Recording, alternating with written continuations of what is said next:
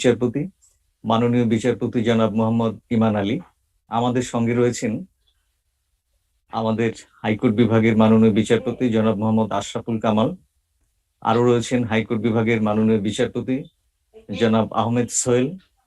আমাদের সঙ্গে রয়েছেন বাংলাদেশ ইন্টারন্যাশনাল মিডিয়েশন সোসাইটির সম্মানিত চেয়ারম্যান, বাংলাদেশ সুপ্রিম কোর্টের senior advocate mister S N Goswami. আমাদের সঙ্গে আরো যুক্ত রয়েছেন সম্মানিত রিসোর্স পার্সন বৃন্দ এবং আরো সম্মানিত ব্যক্তিবর্গ। আজকে আমাদের 40 ঘন্টা ব্যাপী প্রশিক্ষণ কোর্সের দ্বিতীয় দিনে আমাদের বিজ্ঞ বিচারক বৃন্দ এবং বিজ্ঞ আইনজীবী বৃন্দকে স্বাগতম জানাচ্ছি। আমরা প্রথম দিনের মতোই দ্বিতীয় দিনের কার্যসূচি শুরু করব আমাদের বিমসের সাংগঠনিক সঙ্গীত পরিবেশনের মাধ্যমে। আমি আমাদের আইটি পার্সন মিস্টার মনোয়ার জাহানকে অনুরোধ জানাচ্ছি বিমসের সাংগঠনিক সঙ্গীতটি বাজিয়ে শোনানোর জন্য।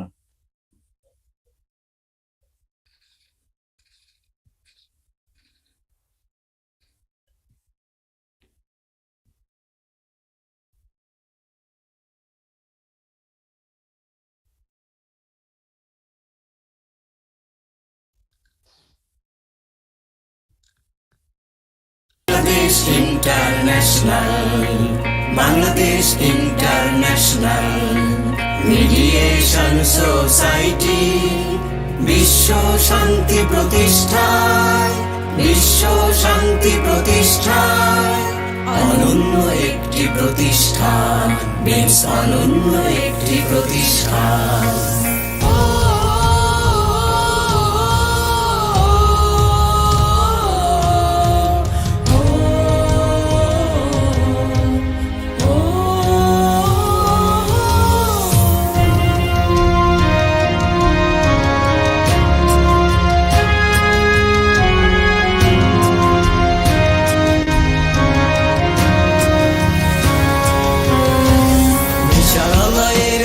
ঘুরে ঘুরে মানুষ আর হবে না তো ক্লান্ত, অর্থ সম্পদ হারিয়ে ফেলে হবে না সে সর্বশান্ত।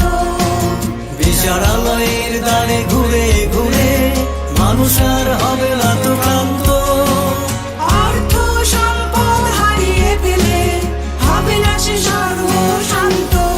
তাই অল্প সময়ে স্বল্প ব্যয়ে বিচার এনে দিতে বিমস দাঁড়িয়েছে মানুষের পাশে নিয়ে এক শান্তি নিশান।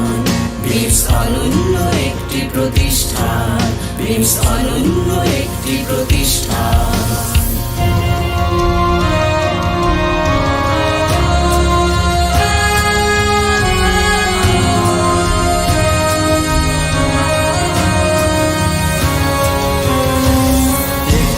সূর্য কিরণ পেলে মানুষ হয় না পথভ্রষ্ট, সঠিক পথের দিশা পেলে ভুলে যায় জীবনের কষ্ট। একটু সূর্য কিরণ পেলে মানুষ হয় না পথভ্রষ্ট, সঠিক পথের দিশা পেলে ভুলে যায় জীবনের কষ্ট। তাই নিজেদের বিরোধ নিজেরাই মেটাবো এই মন্ত্র বুকে ধরে, বিমস এসেছে জাগাতে মানুষ হাতে নিয়ে আলোর নিশান। বিমস অনন্য একটি প্রতিষ্ঠান, বিমস অনন্য একটি প্রতিষ্ঠান, বিমস অনন্য একটি প্রতিষ্ঠান, বিমস অনন্য একটি প্রতিষ্ঠান। সবাইকে ধন্যবাদ। আমরা বিমসের সাংগঠনিক সঙ্গীতটি উপভোগ করলাম। এবারে আমি বিনীতভাবে অনুরোধ জানাচ্ছি বাংলাদেশ সুপ্রিম কোর্টের হাইকোর্ট বিভাগের মাননীয় বিচারপতি জনাব মোহাম্মদ আশরাফুল কামালকে তার প্রারম্ভিক বক্তব্য শুরু করার জন্য। ধন্যবাদ Pankaj Kunda. Bangladesh international mediation society BIMS কর্তৃক আয়োজিত 40 ঘন্টা ব্যাপী বাংলাদেশের বিচারকদের উদ্দেশ্যে যে প্রশিক্ষণ কর্মসূচি, তার যিনি উদ্যোক্তা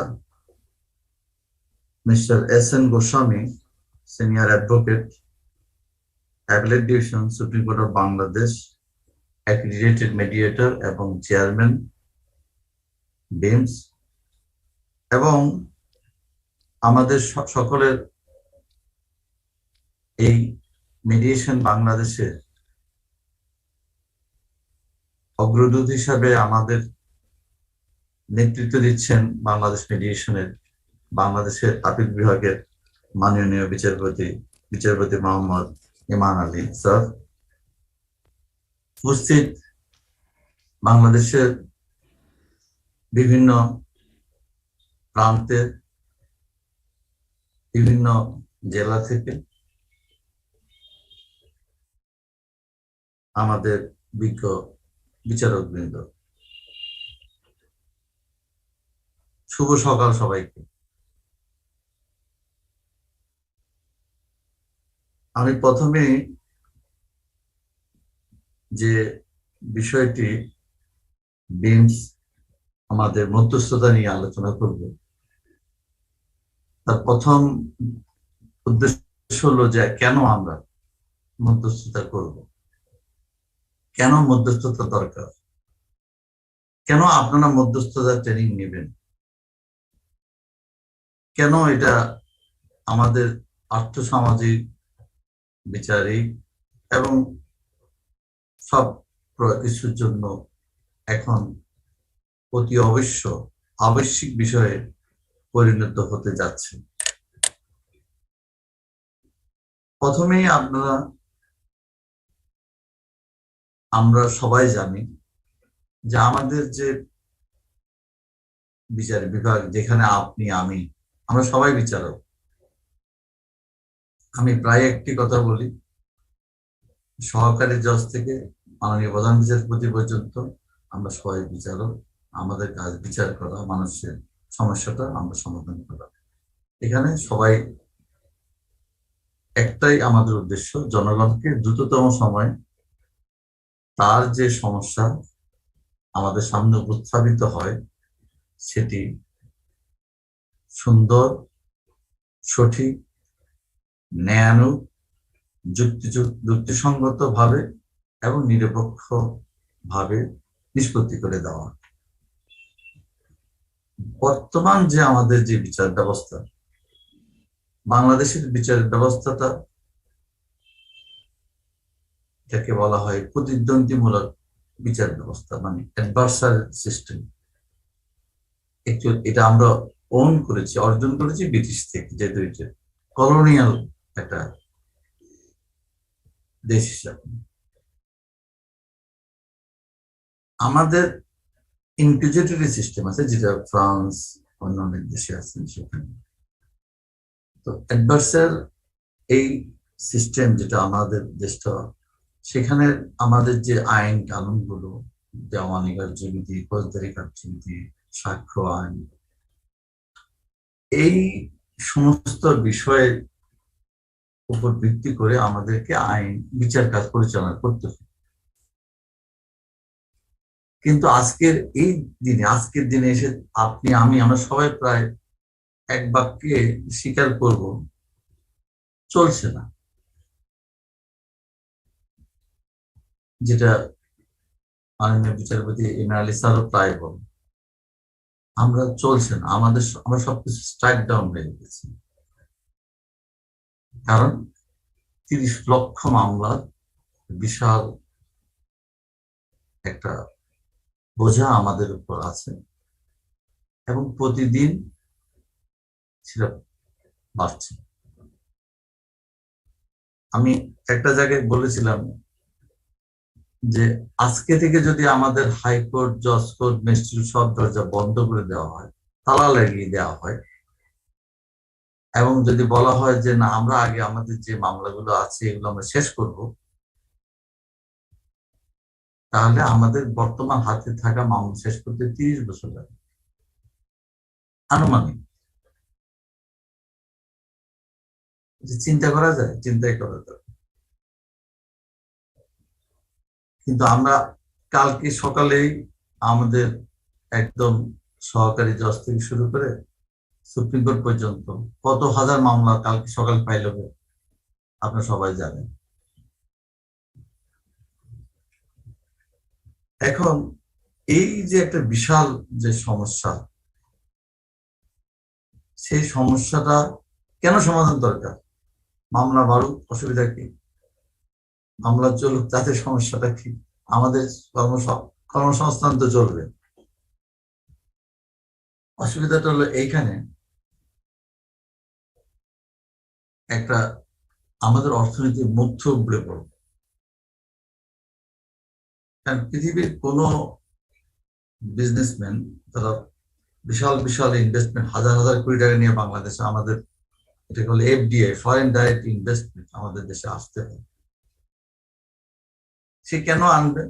সে যখনই আগে শুনবে বাংলাদেশের বিচার বিভাগের অবস্থাটা, তো বলেছে কোনো অসুবিধা নেই, এখানে একটা মামলা শুরু হলে 30 বছর লাগে শেষ করতে। আসবে কেউ? কেউ আসবে? এটা যদি তারা তো এখানে যোগাযোগ করবে, ভাই কি অবস্থা। তাহলে আমাদের অর্থনৈতিক চাকা পরিচালনা করার জন্য আমরা যদি উন্নতি করতে চাই, আমরা যদি বিশ্বের একটা মাথা উঁচু করে দাঁড়াতে চাই, সেখানে আমাদেরকে আমরা বিশ্বের সাথে সমান তালে আমরা অনেকটা এগিয়ে গিয়েছি, অন্যান্য সাইড অনেক দূর এগিয়ে গেছে। কিন্তু যে কোনো কারণে হোক আমাদের এই বিচার বিভাগটা আমরা সেভাবে সে সাপোর্টটা দিতে পারিনি। হ্যাঁ, আমরা অনেকে বলতে পারি আমরা এই পাই নাই, আমরা সেই পাই নাই, আমরা আমাদের অর্থনীতি পাই নাই, আমরা বাজেট পাই নাই, আমরা বিচারক পাই নাই।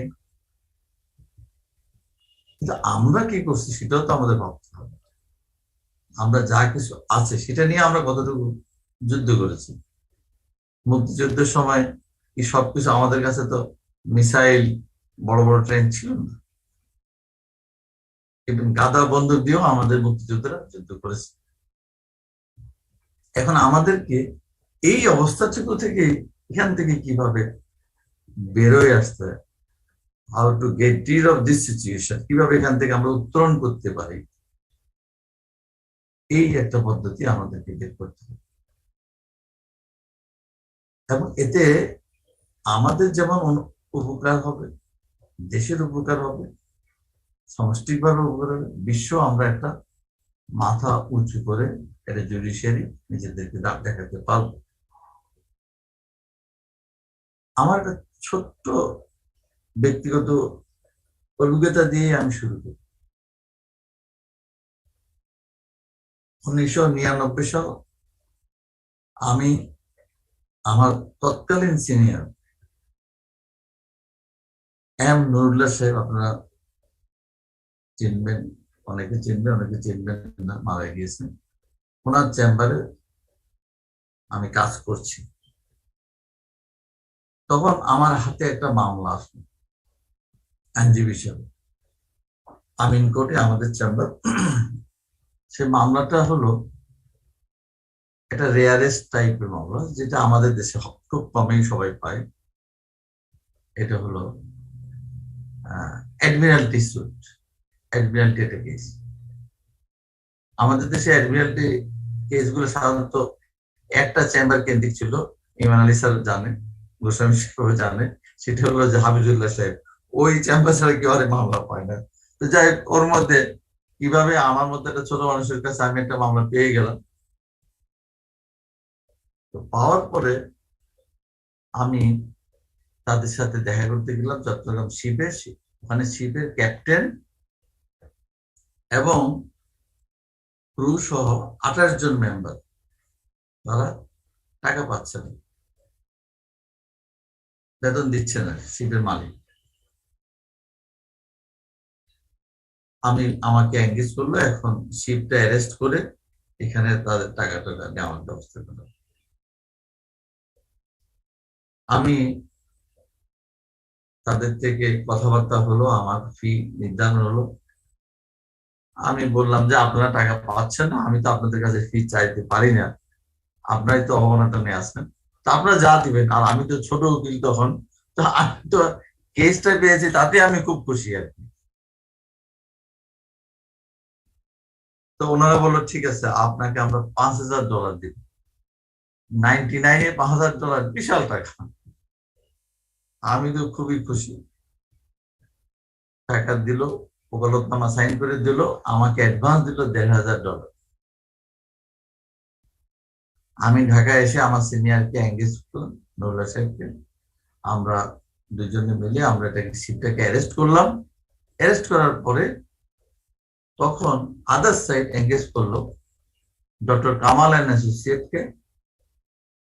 তখন ওনার চেম্বারে তখন কাজ করতো তানজিবুল ইসলাম, এখন আমাদের খুব বড় একজন আইনজীবী।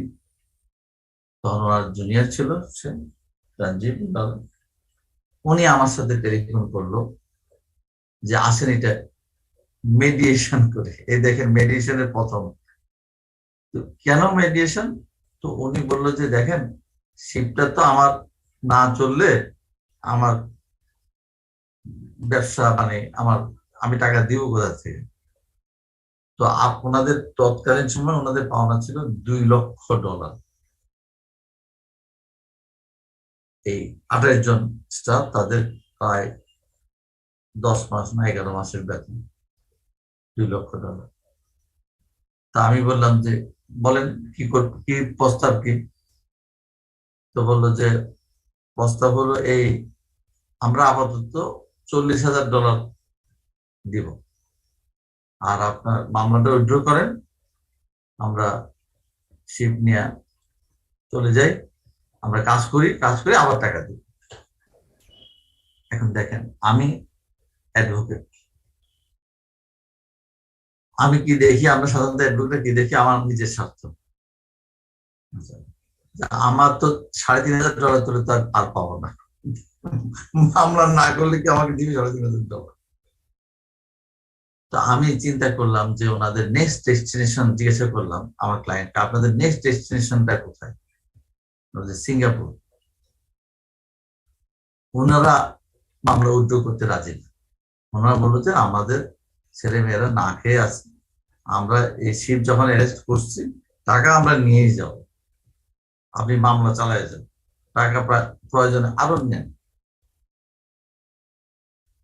তখন আমি ওনাদেরকে বললাম, দেখেন আমাদের হাইকোর্টে অ্যাডমিনিস্ট্রেটিভ ডিসপিউট সহজে করা যায় না, তো সময় লাগে। এটা বললেই হবে না, আজকে আপনি বললে কালকে মেনশন করে পরশুদিন রায় হয়ে যায় না, আমাদের একটু স্লো হয়। আপনি তো বলে যে কত মাস লাগবে, 6 মাসে পারবেন? আমি বলছি না, 6 মাসে আমি পারবো, এবং আমি শিওর আপনাকে কোনো সিউরিটি দিতে পারবো না যেটা কয়েকদিনই শেষ হবে। বিং লয়ার, আমি কিভাবে জানি? কোর্টে যাব, অ্যাপ্রোচ করবো, কোর্ট নিবে কি নেবে না, তারপর সেটা কবে শুনানি করবে, ইভেন কবে আমি রায় পাবো, রায় আবার কবে সাইন হবে, অনেকগুলো ব্যাপার আছে।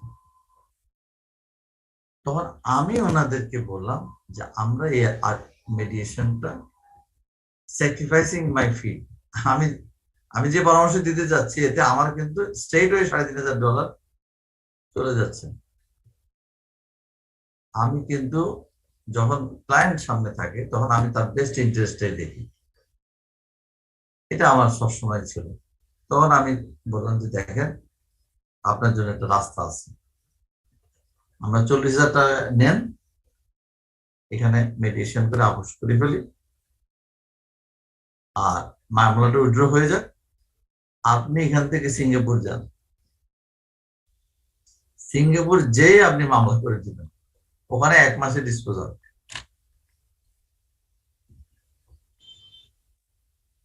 এবং আমার কথা মতো মামলা উইথড্র করলো, 40,000 টাকা নিল, নেওয়ার পরে তারা সিঙ্গাপুর গেল, সিঙ্গাপুর যেয়ে 1 মাসের মধ্যে তারা, সিঙ্গাপুরে 1 মাসও লাগে নাই, ওখানে তো কোর্ট সাংঘাতিক, ওখানে এত দ্রুত হয়, 1 মাসের মধ্যে ওরা টাকাটুকু সব পেয়ে গেল। আমাকে ফোন করলো সিঙ্গাপুর থেকে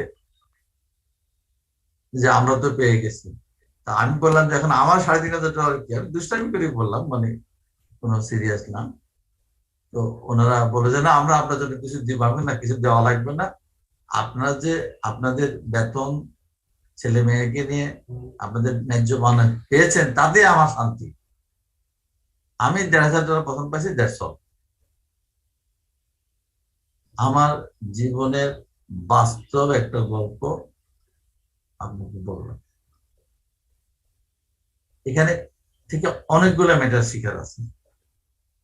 নাম্বার 1 হলো আমরা একটা 99 একটা মেডিয়েশন করে ফেললাম, আমি তানজুল আলম। এবং মেডিটেশনের একটা রেজাল্ট হলো দ্রুত সময়, আমরা 1 মাসের মধ্যে সিভারেস্ট করলাম, আমরা 1 মাসের মধ্যে এটা করে আমরা একটা ইনিশিয়াল একটা বেনিফিট ক্লায়েন্টকে দিতে পারলাম। আরেকটা মানে কষ্টকর দিক, যে আমি বাকি $3,500 পেলাম না কেন?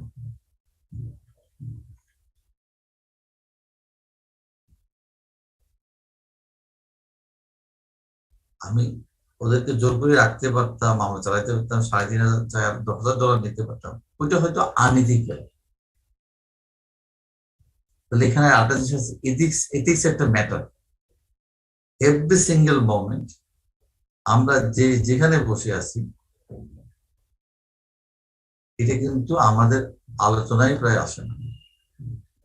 এটা অনেকে আমরা জানিও না যে সাবজেক্টটা আছে। তাহলে being a lawyer, being a জাজ, আমাদের এটা কিন্তু অসম্ভব, অসাধারণ, অনেক বড় মাপের ব্যাপার। এই একটা জিনিসের অ্যাবসেন্সে আপনার whole professional, whole system fail. আপনি যত বড় উকিল হন, জিরো। যত বড় জাজ হন, জিরো। যত বড় আপনার টাকা থাকুক, জিরো। এই জন্য বলা হয় money is loss, something is loss, but ethics is loss, everything is loss. আপনার এই এথিক্যাল ম্যাটারে আমি সেটা করতে পারি না, করিনি।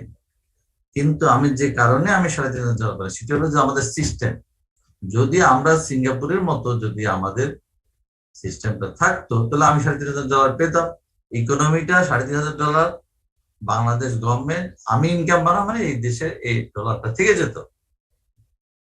তাহলে এই ডলারটা আলটিমেটলি চলে গেল কোথায়? সিঙ্গাপুর।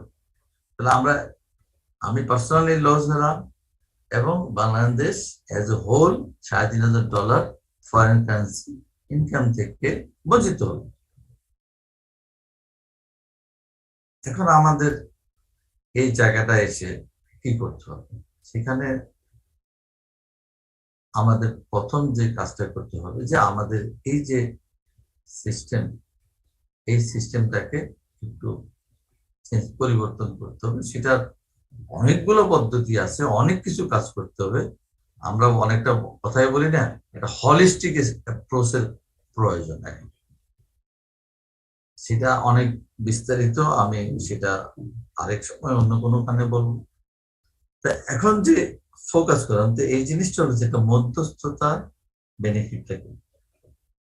উদাহরণ কি আমি দেখলাম যে আমরা 1 মাসের মধ্যে একটা বড় একটা সমস্যার সমাধান করে ফেললাম।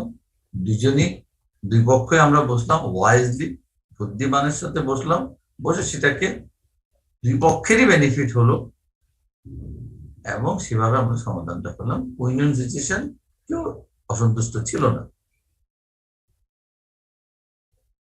মধ্যস্থতার মাধ্যমে আমরা আমাদের যেসব কাজগুলো যদি আমরা করতে পারি, তাহলে একমাত্র সম্ভব হলো আমাদের 30 লাখ মামলাকে কমিয়ে নিয়ে আসা। এখন মধ্যস্থতা কে, মধ্যস্থতা কারা হতে পারবে, মধ্যস্থতা হলে আমার লাভটা কি, মধ্যস্থতা হলে আমার কি বেনিফিট, এটা কিন্তু ফান্ডামেন্টাল। গোস্বামী সাহেব এটা নোট করতে পারেন। যতক্ষণ পর্যন্ত একজন মানুষ তার নিজের একটা ভবিষ্যৎ না দেখবে, সেই জায়গায় বেশিক্ষণ থাকবে না। ট্রেনিং নিবে, কথা শুনবে, বাড়ি চলে যাবে, কাজ শেষ। তো প্রথম হলো তাকে একটা ইন্সপিরেশন দিতে হবে যে এইটা শিখলে লাভটা কি। যিনি আপনারা যারা এখন ট্রেনিং নিচ্ছেন, আপনার এই আজকের এই মূল্যবান সময় কেন আপনি এখানে আমার কথা শোনার জন্য বসে আছেন, বা বিএমস এর এই ট্রেনিং কেন আপনি নেবেন, কেন নেওয়ার দরকারটা কি? এই সময়টা আপনি রেস্ট নিতে পারতেন, একটা বন্ধের দিন, একটু বই পড়তে পারতেন, ফ্যামিলিকে দিতে পারতেন।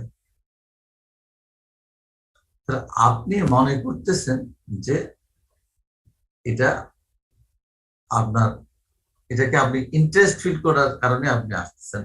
আর ট্রেনিং এর মাধ্যমে আপনাকে আমরা সেই একটা লক্ষ্যে উপস্থাপন করব, যেন আপনি আরো বেশি এই ধরনের ট্রেনিং নিয়ে নিজেকে একজন ভালো অ্যাক্রিডিটেড মেডিয়েটর হিসেবে তৈরি করেন।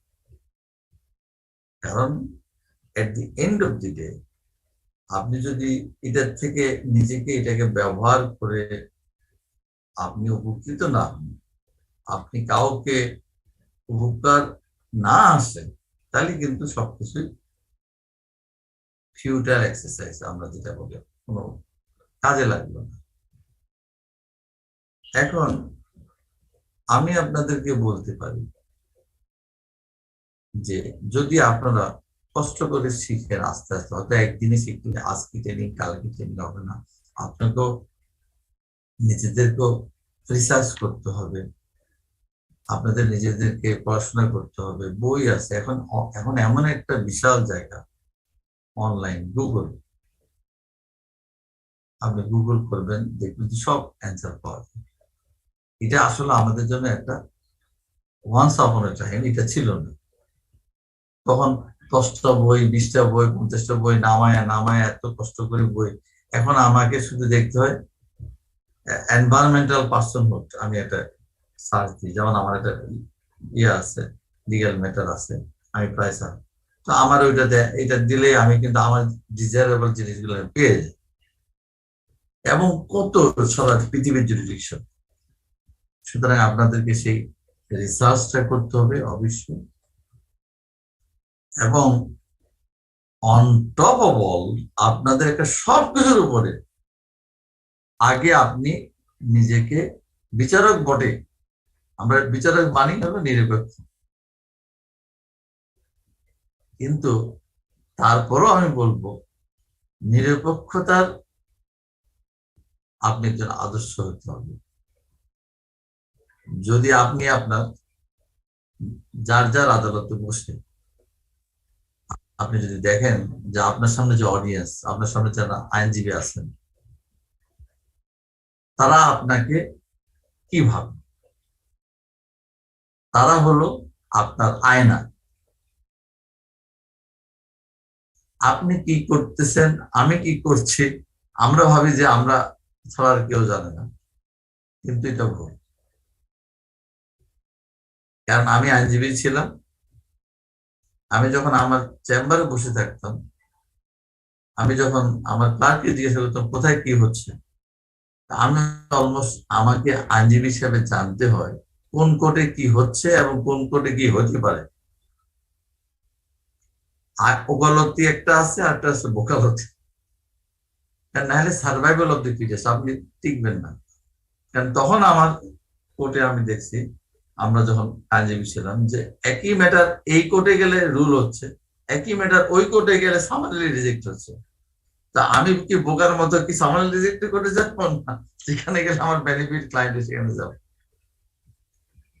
তো সুতরাং এজ এ আইনজীবী হিসেবে আপনারা যারা ছিলেন সময়, তারা দেখবেন যে সেখানে কিন্তু সে জানে কোথায় কি হচ্ছে। তাহলে আপনি কি করছেন, একজন বিচারক আমি কি করছি, আমরা কিন্তু বলি আমরা ফ্লাড লাইটের আলোয় আছি, মানে মানে ফ্লাড লাইট, আপনি যখন একটা ফ্লাড লাইটের সামনে দাঁড়ান, দেখবেন যে আপনি কিছু দেখতেছেন, লাইটটা আপনার ফোকাস মুখের দিকে, কিন্তু আপনার প্রত্যেকটা বডি মুভমেন্ট দেখতেছে সামনে উপস্থিত আপনার বেঞ্চ অফিসার, লয়ার সাহেব, ক্লার্ক, ক্লায়েন্ট, সবাই দেখতেছে আপনাকে। আপনি সামান্যতম কোন এক আইনজীবীর দিকে একটু ঝুঁকেছেন কি, সে ভাববে এই আইনজীবীকে নিলে এই জজ সাহেবের কাজে লাগবে, যে মোমেন্ট আপনি কিন্তু সেল হয়ে গেলেন। সুতরাং আপনাকে কি পরিমাণ সতর্ক থাকতে হবে যে নিরপেক্ষতার একেবারে শীর্ষে উঠতে হবে। কেন? মিডিয়েশনের এটাই একটা ফার্স্ট এন্ড ফান্ডামেন্টাল। প্রথম আপনি যদি বলেন যে না আমি বেশি নিরপেক্ষ থাকতে পারবো না, তাহলে আপনি এখন থেকে সময় নষ্ট না করা উচিত। আর যদি আপনি বলেন যে হ্যাঁ আমি এভরি সিচুয়েশন, আমার কোর্টে করিম রহিম যদু মধু, বড় লোক গরিব লোক ভদ্রলোক, ডক্টর কামাল আশরাফুল ছোট যে কোনো লোক আসবে, বাংলাদেশের সেরা আইনজীবী আসবে, সেরা মানে একদম দুর্বল আইনজীবী আসবে, বাংলাদেশের সেরা কোটিপতি আপনার কোর্টের সামনে দাঁড়াবে, আবার একজন কৃষক আপনার সামনে দাঁড়াবে, কিন্তু আপনার চোখের দৃষ্টি এতটুকু খেলবে না। এটা সাইকোলজিক্যাল জিনিস বলি, এটা আপনারা সবাই কম বেশি অনুভব করছেন। যখন সাধারণ ছোটখাটো মানুষরা আপনার কোর্টের সামনে থাকে, আপনি কিন্তু বেশি একটা মুভমেন্ট করেন না, অনেকটা নির্লিপ্ত ভাবে একটু অবজার্ভ করেন। তো মোমেন্ট ওই এলাকার এমপি সাহেব কোন একটা মামলা আসামি হয়ে আপনারা ঢুকলো, আপনি কিন্তু লড়ে চড়ে বলতেছেন, সাইকোলজিক্যাল। তো এখানেই কিন্তু আপনি কেন লড়লেন, বা একজন সিনিয়র লয়ার ঢুকার সাথে সাথে আপনি মনোজন একটু সতর্ক হয়ে গেলেন, বডি একটু ইয়ে করবেন কেন, তাকে আপনি একটা স্পেশাল অ্যাটেনশন দিচ্ছেন। No, whoever may be before the court all are equal according to constitution। আমরা এভরি সিঙ্গেল ডে কনস্টিটিউশন পড়ি, আমরা প্রত্যেকদিন সংবিধান পড়তেছি, সবাই সমান সবাই সমান, কিন্তু আমরা কি আমাদের কোর্টে একবার আপনি দেখেন সবাইকে কি সমানভাবে আচরণ করে? আপনার নিজেকে প্রশ্ন করেন, আপনি কালকে সকালে যখন কোর্টে উঠবেন আমার কথাটা ভাবেন। যদি আপনি পারেন সিনিয়র লয়ার ঠিক জুনিয়র লয়ার ওরাও সবাই যতক্ষণ আপনি দিবেন ততক্ষণ আপনাকে সালাম, না দিলে আপনি খারাপ,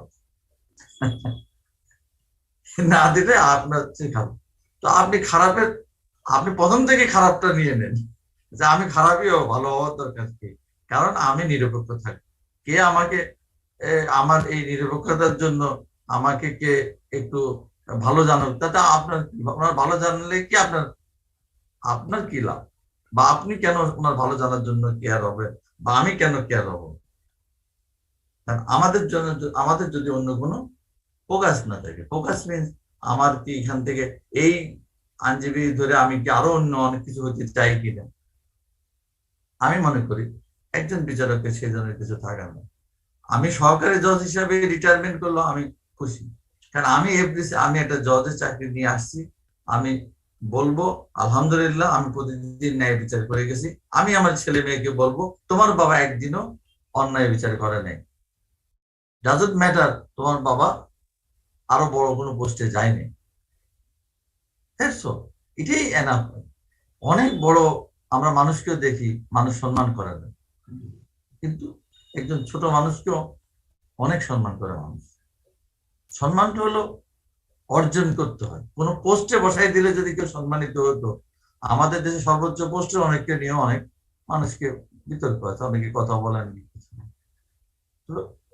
পোস্ট ইম্পর্টেন্ট না, আপনার নিরপেক্ষতাটাই ইম্পর্টেন্ট, তাহলে কিন্তু আপনি মানুষকে। এবং মেডিয়েশনের এটাই হলো প্রথম জিনিস, যে আমরা আগে নিজেদেরকে প্রথম আজকে থেকে তৈরি করব, যে আমি আমার আদালতে আমি যদি নিরপেক্ষ থাকতে পারি, তাইলে আমি ভবিষ্যতে একজন মেডিয়েটর হতে পারবো, যেন ওখানে দল মত ধর্ম বর্ণ ক্লাস নির্বিশেষে আমাকে সবাই বলে না মিস্টার অমুকের আদালতে গেলাম, ওই আমার তো মনে হলেন উনি, হ্যাঁ উনি অমুক, উনি অমুক ধর্ম করে, উনি অমুক দল সাপোর্ট করে, কিন্তু উনি যখন চেয়ারে বসে তখন উনি নিরপেক্ষ। এটাই চাই।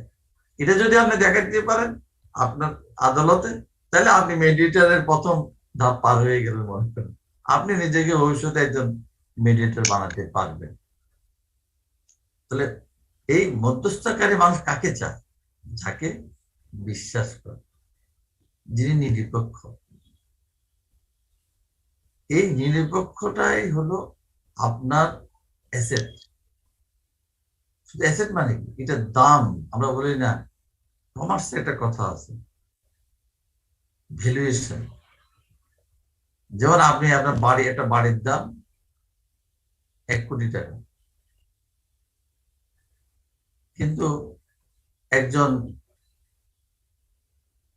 সাকিব আল হাসান ক্রিকেট প্লেয়ার, তার গুডউইলটা একটা 100 কোটি টাকা। এখন আমি যদি কালকে একজন যারা বিজনেসম্যান, সে যদি সাকিব আল হাসান, আপনি আর কাউকে অ্যাড দিতে পারবেন না, শুধু আমাকে অ্যাড দিবেন 100 কোটি টাকা। সাকিব কিন্তু কোনো টাকা নাই, থাকে কোনো সম্পদ নাই, কিছু নাই, কিন্তু তার গুডউইলটার দাম হলো 100 কোটি টাকা। এবং আপনি 100 কোটি টাকা দিয়ে আবার 200 কোটি টাকা ইনকাম করবেন, কারণ তার গুডউইলটা সেল করে। উদাহরণ দিন। ঠিক আপনারা যদি একজন সেরকম জজের নিজেদেরকে তৈরি করতে পারেন, আপনি চিন্তাই করার কারণ নাই, আমি আপনাকে একটু নিশ্চয়তা দিতে পারি যে অবসর আপনারা অবসর কখনোই পাবেন না। কারণ আমাদের দেশে সৎ নিরপেক্ষ বিচারকের চাহিদা আগেও ছিল, এখনো আছে, অনাদিকাল যাবৎ থাকবে। তারাই হবে মেডিয়েটর। আপনি রিটায়ারমেন্টের পর দিনে দেখবেন আপনাকে বিভিন্ন মধ্যস্থতায় নিয়ে যাবে, আরবিট্রেশনে নিয়ে যাবে। আপনার পরামর্শ সবাই গ্রহণ করবে। কেন? আপনি একজন, আপনার চাকরি জীবন, আপনি একজন নিরপেক্ষ হিসাবে কাজ করেছেন, ছেড়ে যান। কারণ অনেকে ভাবতে পারেন যে আমি তো এখন ভোলায় আছি, আমি তো এখন সিরাজগঞ্জ আছি, কারণ আমার তো কি হবে, আমি তো এত কি বড় হইতে পারবো? হ্যাঁ, তারও উদাহরণ আছে। আপনি গাজী শামসুর রহমানের নাম সবাই শুনেছেন। বাংলাদেশের উনি একজন আইন বই লেখক, জুরিস্ট। তো উনি 1972 সালে নোয়াখালীর জেলা জজ হিসাবে রিটায়ারমেন্ট করেছেন। উনি হাইকোর্টে জাজ হননি, উনি সুপ্রিম কোর্টে জাজ হননি, উনি অন্য বড় কিছু হননি। উনি একজন ডিস্ট্রিক্ট জাজ হিসাবে 1972 সালে নোয়াখালীতে রিটায়ারমেন্ট করেছেন। উনি কতটা রিটায়ারমেন্টের পরে উনি কত টাকা ইনকাম করছে আমি কল্পনা করতে পারবো না। আমি ওনার সাথে 94 সালে বই লেখালেখিতে যুক্ত ছিলাম, লেখালেখি। আমার সৌভাগ্য হয়েছিল ওনার গজনবী রোডের বাসায় আমি প্রতিনিয়ত যেতাম। উনি আমাকে তখন 3000 টাকা বেতনও দিত। আমি কোর্টের ফাঁকে ফাঁকে ওনার বাসায় কাজ করতাম। কোম্পানি আর 1994 আমি আর উনি একসাথে লেখছি, সংবিধানের উপর লেখছি, শেষ করতে পারিনি, তার আগে উনি মারা গেছে। আমার সামনে ওনাকে দেখছি প্রকাশকরা 5 লাখ টাকা ওই সময় দিয়ে যাচ্ছে, স্যার বই যখন দেন দেন, আপনি টাকাটা রাখেন। তাহলে যে একটা মানুষ যদি তার গুডউইল, তার কর্ম, তার সততা, তার নিষ্ঠা, এবং জানেন উনি প্রথম জুডিশিয়ারি 21-এ পদক পেয়েছেন। তাহলে আমরা এটাতে একটা জিনিস বুঝলাম যে আপনি কোথার থেকে, ভোলায় থেকে রিটায়ারমেন্ট করেন না নোয়াখালী থেকে রিটায়ারমেন্ট করেন না, সেটা ডাজন্ট ম্যাটার। আপনার গুণ যদি থাকে, আপনার কোয়ালিটি যদি থাকে, আপনি মূল্যায়িত হবেন। সুতরাং উৎসাহ দেওয়ার জন্য কোনো সময় আপনার যে অবস্থান থেকে ডিস্ট্রিক্ট জাজ সিরাজগঞ্জ সাহেব, আমি ওনাকে ব্যক্তিগতভাবে ওনার ওখানে গিয়েছি, দেখেছি। তা আমি মনে করি না আপনার মূল্যায়ন কেউ কম করবে। কারণ হলো আপনারা যারা কাজ করছেন সততার সাথে, নিষ্ঠার সাথে, এবং যদি এটা ধরে রাখেন, আমি আপনাদেরকে বলতে পারি যে কেউ অবসরে যাবেন না। মানে অবসর বলে কোন সিস্টেম, আর অবসর নেবেনও না। কেন? ইকিগাই ইকিগাই হলো একটা জাপানি প্রিন্সিপাল থিওরি, যেটা একটা জাপানি একটা আইল্যান্ড আছে, ওরা রিসার্চ করছে যে ওখানে 100 বছর উপর মানুষ বাঁচে। কেন বাঁচে? তখন সেটার উপর রিসার্চ করতে যাই, দেখলো তখন এই ইকিগাই এটা আসলো। আমি আর এটা বিস্তারিত বলবো না, আপনার গুগল করে ইকিগাইটা বাইর করুন। তো ইকিগাই প্রিন্সিপালটা হলো, মানে আসলে এটা বেসিক কথাটা হলো কখনোই অপশন নেবেন না। মৃত্যু, একমাত্র মৃত্যুই আপনার অপশন। আর যে কাজটা করবেন খুব মনোযোগ দিয়ে করবেন, আর অন্য কোনো কাজে মনোযোগ দিবেন। আরো আছে অনেক সুন্দর সুন্দর কথা, এটা অবশ্য পাঠ্য আপনারা জানেন। ইকিগাই উনি ডিস্ট্রিক্ট জাজ আমাদের নোয়াখালী হিসাবে জয়েন করছে, দেখেন।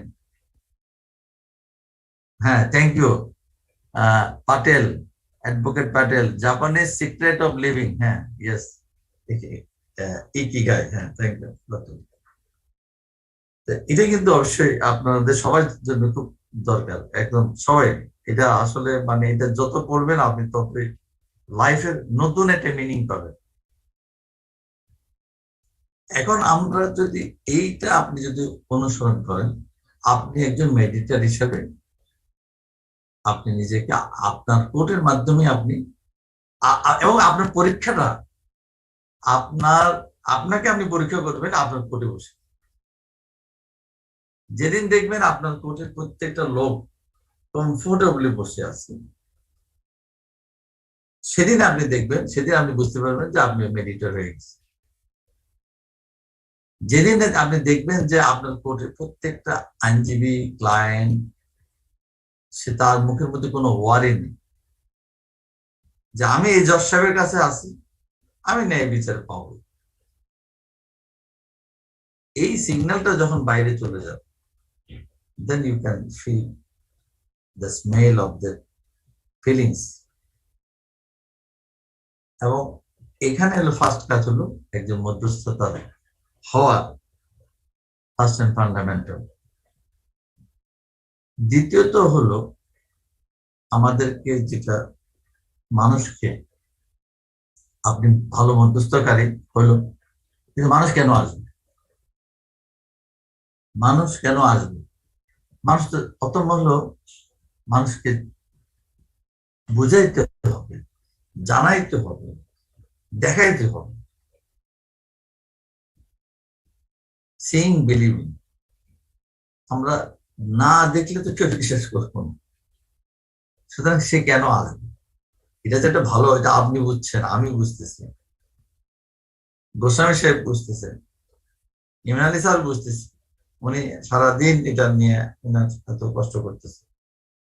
কিন্তু সাধারণ মানুষকে আমাদেরকে সেটা, যারা স্টেক হোল্ডার, তাদেরকে আমাদেরকে বোঝাতে হবে যেন তারা এই পদ্ধতিটা আসে।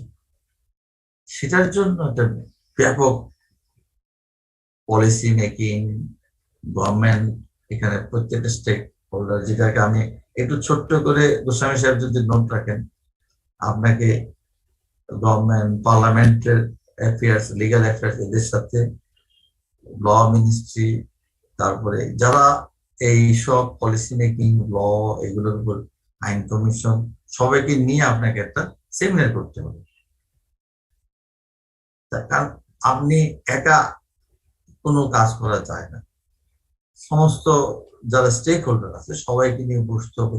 আজকে বসলে কালকে উনি সব বুঝে যাবে তাও না, তাকে কন্টিনিউয়াস হ্যামার করতে হবে, ল মিনিস্ট্রিকে বুঝাইতে হবে, পার্লামেন্টকে বুঝাইতে হবে, আইন কমিশন বুঝাইতে হবে, সবাইকে তারপরে দেখবেন সবাই আস্তে আস্তে একদিন বুঝবে।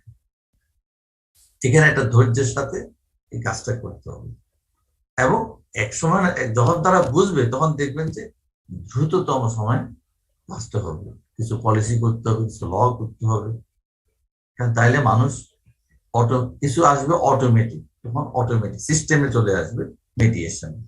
তখন আপনার কাজের আর মেডিয়েটর হয়ে আমি বসে থাকবো না, আমার কাজ থাকবে। আর আমরা আমাদের একেবারে 5 লক্ষ মামলা, আমি বলতে পারি, একদম ভালো মতোই বলতে পারি, আমার এই ছোট্ট আমার আদালত জীবনের অভিজ্ঞতা, আজকে 11 বছর সামথিং হয়ে গেল আমার হাইকোর্ট বিভাগে অ্যাজ এ বিচারক হিসাবে এবং লয়ার হিসাবে আমার যে অভিজ্ঞতা, তাতে আমি একটা জিনিস নিশ্চিত যে যদি আমরা মেডিয়েশনটাকে সবাই মিলে যদি এটাকে সিরিয়াসলি ধরি, একদম এই 50% মামলা ওভার, মানে কাপল অফ ইয়ার্স এর মধ্যে আমরা কমে ফেলতে পারবো। প্রথম সর্ট আউট করা, কোনগুলা করতে হবে সর্ট আউট করে নিয়ে আসতে হবে, তারপর সবাইকে সেটা কাজ ভাগ করে দিতে হবে। যেমন আপনারা এই কাজটা যদি করেন দয়া করে দেখবেন যে আপনি এখান যার যার অবস্থান থেকে কিছুটা আমরা শুরু করে দিতে পারি। আমি একটা ছোট্ট, প্রতিদিন কোর্টে উঠে একটু বলি, অনেকেরই বলি যে আমার কোর্টের টাইম 10টা থেকে 5টা, কিন্তু একজন আইনজীবীর কোর্টের কোনো টাইম নেই। আমি আইনজীবী ছিলাম, আমি রাতে 3টায় ফোন ধরতাম, কখন কোন ক্লায়েন্ট ফোন করতেছে, বড় ক্লায়েন্ট না চলে গেল আমি কিভাবে জানি, যদি বড়টাই মিস হয়ে যায়। সুতরাং একজন আইনজীবী কিন্তু সারা রাত্রি ফোন ধরে, সারাক্ষণই বিজি থাকে। আমি বললাম আপনারা বাদীর আইনজীবী, আপনি বিবাদী আইনজীবী টেলিফোন করেন রাত্রে 10টায়, সব কাজ করেন, ভাই আসো আমরা শেষ করি, আপনি চেষ্টা করেন। আবার বিবাদীর আইনজীবীও কিন্তু আপনি বাদীর আইনজীবী ফোন করেন, ভাই আসেন আমরা শেষ করে দিই, বসেন, দুই পক্ষকে বসেন। এটা মনে হয় মেডিসিনের মাধ্যমে সম্ভব। আপনারা আপনারা ফোন করেন, করে যদি আপনারা করবেন কি করে আপনার তাহলে, এবং ক্লায়েন্টকে বলবেন যে ভাই আমরা সমাধান করতেছি, আমাদের একটা ফি তোমরা ধার্য করে দাও, আপনি একটা বিনা পয়সায় কাজ করতেছেন না। যেমন একটা আপনারা আমার কোর্টে আসেন, আমি বলি যে একটা মামলা ফিস করার জন্য আমি ফিস করতে পারি না, কারণ আমি এখন যদি নিই এখনই কালকে সকালে 1000 মামলা ঢুকে যাবে আমার, আমি নিই না, কারণ এটা আননেসারি, এগুলো আবার অন্য সমস্যা হয়, লিস্ট ম্যানেজমেন্ট অনেক সমস্যা। আমি এটা একটা 100 করে নিই, এটাকে শেষ করি, নেক্সট স্টেপে নিই। কিন্তু আমি বলি যে আপনারা যদি কালকে সকালে এসে বলেন যে আমরা দুই পক্ষ আলাপ করেছি, মধ্যস্থতা করে ফেলছি, কাজ শেষ, মাইলট এখন খালি আপনার একটা ডিসপোজাল দরকার, যদি 1000 মামলা আমার কালকে সকালে দেয় এইভাবে, আমি 1000 মামলা 1 ঘন্টা শেষ করে দেবো, কোনো অসুবিধা নাই। কারণ আমি তো আর কোনো অর্ডার পাচ্ছি না, আমরা দুই পক্ষের পরে এগ্রিমেন্টটা দেবো, আর এটা রুলটি নিষ্পত্তি হইলো এই এর মাধ্যমে শেষ। এবং আমি বলি আমি শুধু না, যে কোনো কোর্টকে এটা দিলে এটা তো খুশি মনে সেই কোর্ট নিবে, নিষ্পত্তি হয়ে গেছে, একটা অর্ডার করে আমার একটা জাজমেন্ট হয়ে গেল, ডিসপোজাল হয়ে গেল, খুশির কথা। তো এইটা নিতে কোনো কোর্টের 1 সেকেন্ড দেরি করবে না।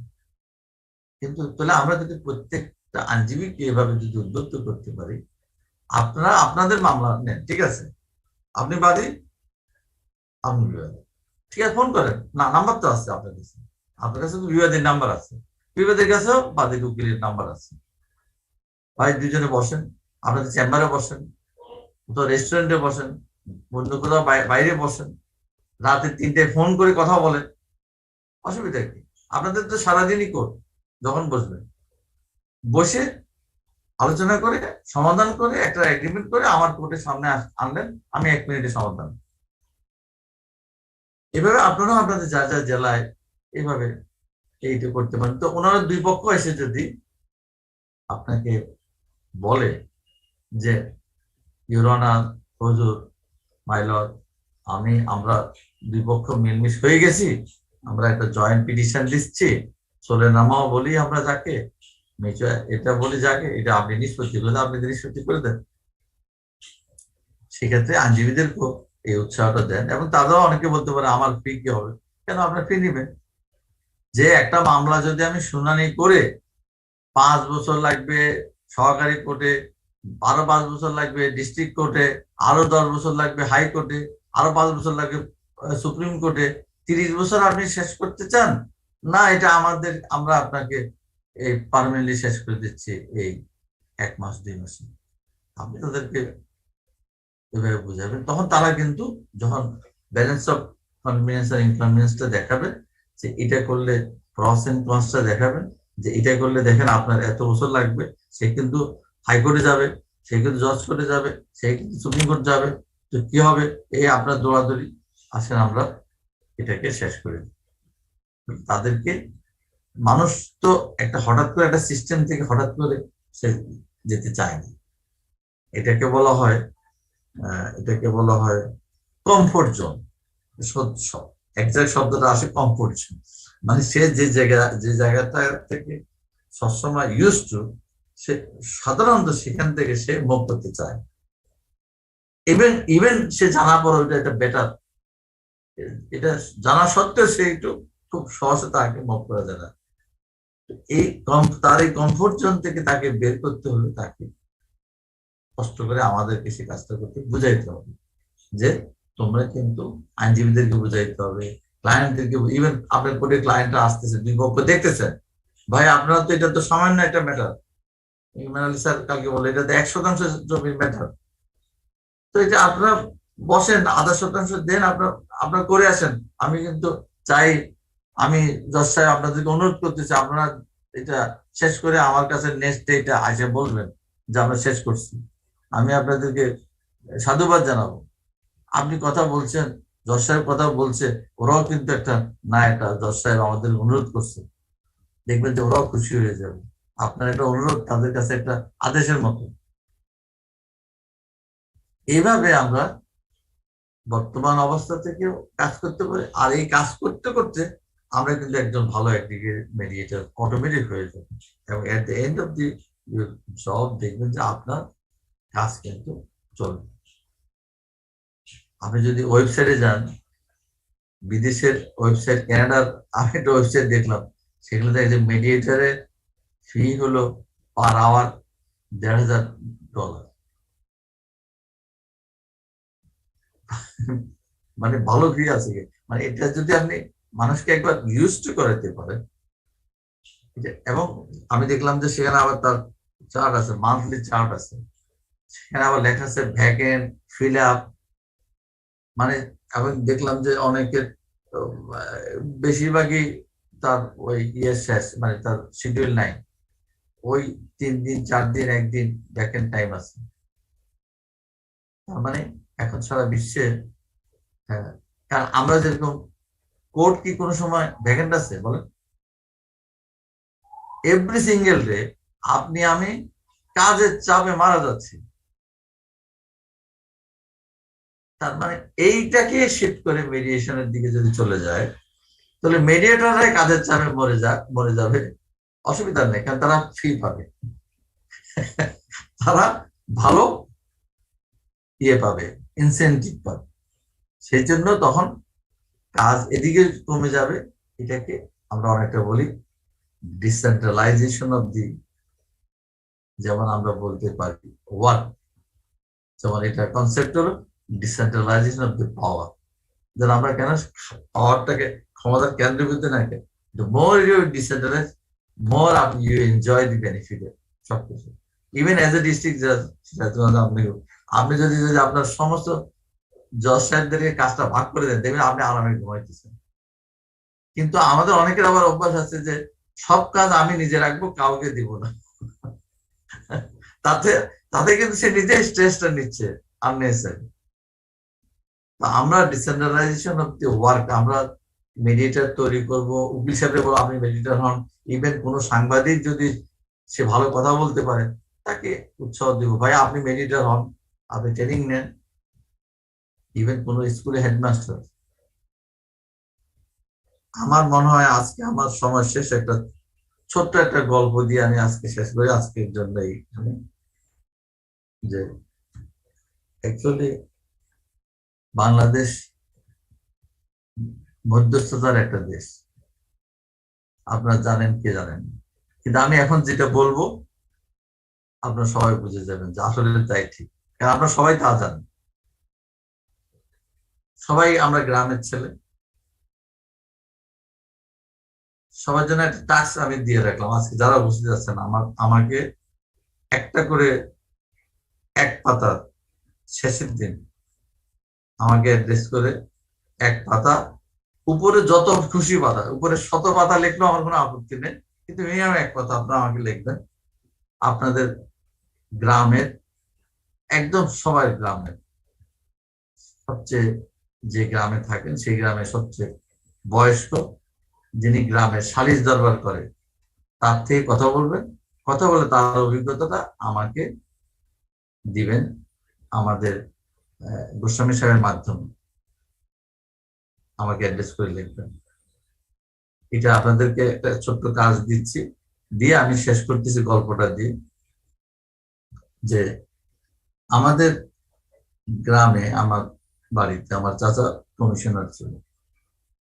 তো সকালে উঠে দেখতাম যে ওনাকে লোকজন ডাকাডাকি করতেছে, আজকে অমুক সবে, অমুক আমার এই করতেছে, অমুক আমার সেই করতেছে, আমার জমি নিয়ে গেছে। তো উনি সবাই দেখে বুঝাচ্ছে, আচ্ছা ঠিক আছে, তোমাদের এই ব্যাপারটা আমি সালিশ করে দিব।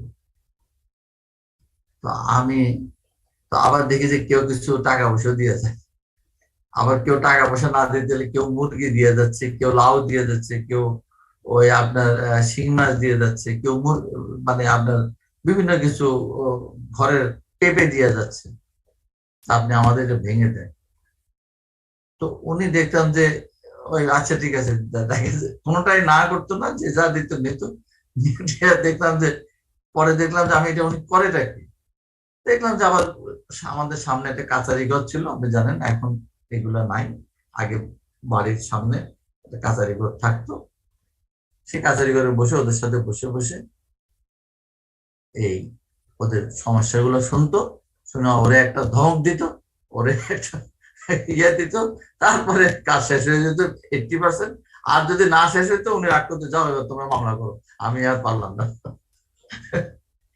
এইগুলো ছোট্ট একটা গল্প দিয়ে শেষ করি। অর্থ হলো বাংলাদেশে আমি আপনি যখন কথা বলছি, এখন প্রতিটি গ্রামে, প্রতিটি প্রান্তে, প্রতিটি উপজেলায়, প্রতিটি ইউনিয়নে, মহল্লায় কোনো না কোনো ব্যক্তি একটা সালিশ চলতেছে, এবং সেই সালিশের মাধ্যমে 90% মামলা নিষ্পত্তি হচ্ছে, এবং শুধু 10% নিষ্পত্তি না হওয়ার কারণে আপনার আমার সামনে আসতেছে, সেগুলাই 30 লাখ।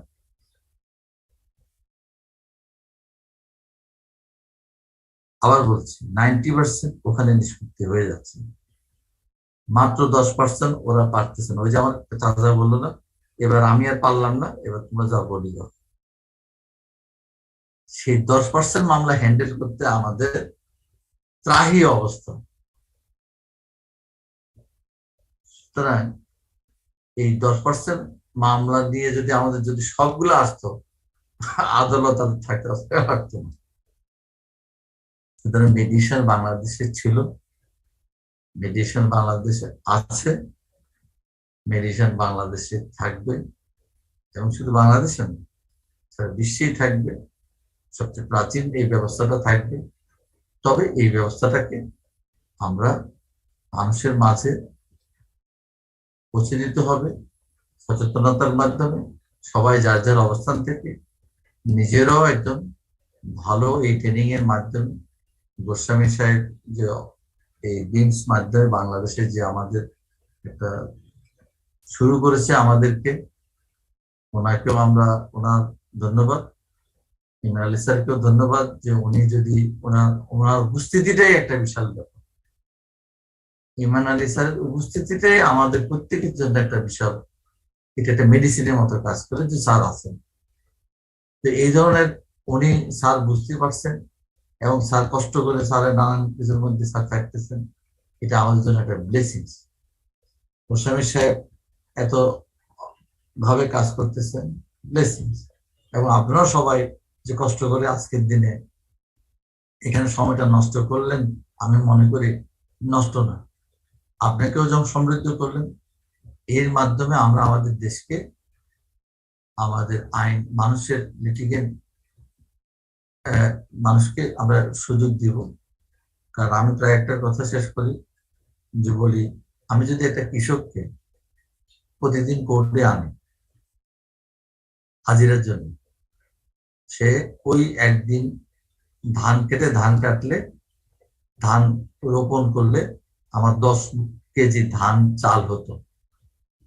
আপনি কোর্টে আনলেন, 10 কেজি চাল কম উৎপাদন হবে, দেশের ইকোনমি থেকে 10 কেজি চাল কম উৎপাদন হবে, দেশ 10 কেজি চাল ইম্পোর্ট করতে হবে।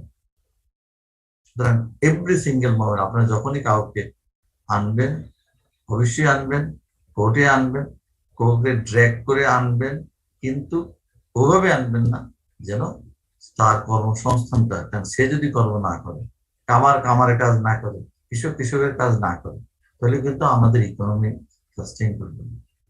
তাদেরকে তাদের জায়গায় রাখতে হবে, যতটুকু কত, সেটা আপনি আপনার মতো করে টেকনিক বাই করবেন, যে কত কম এনে কাজটা শেষ করা। আর মেডিসিন তো হলো best way.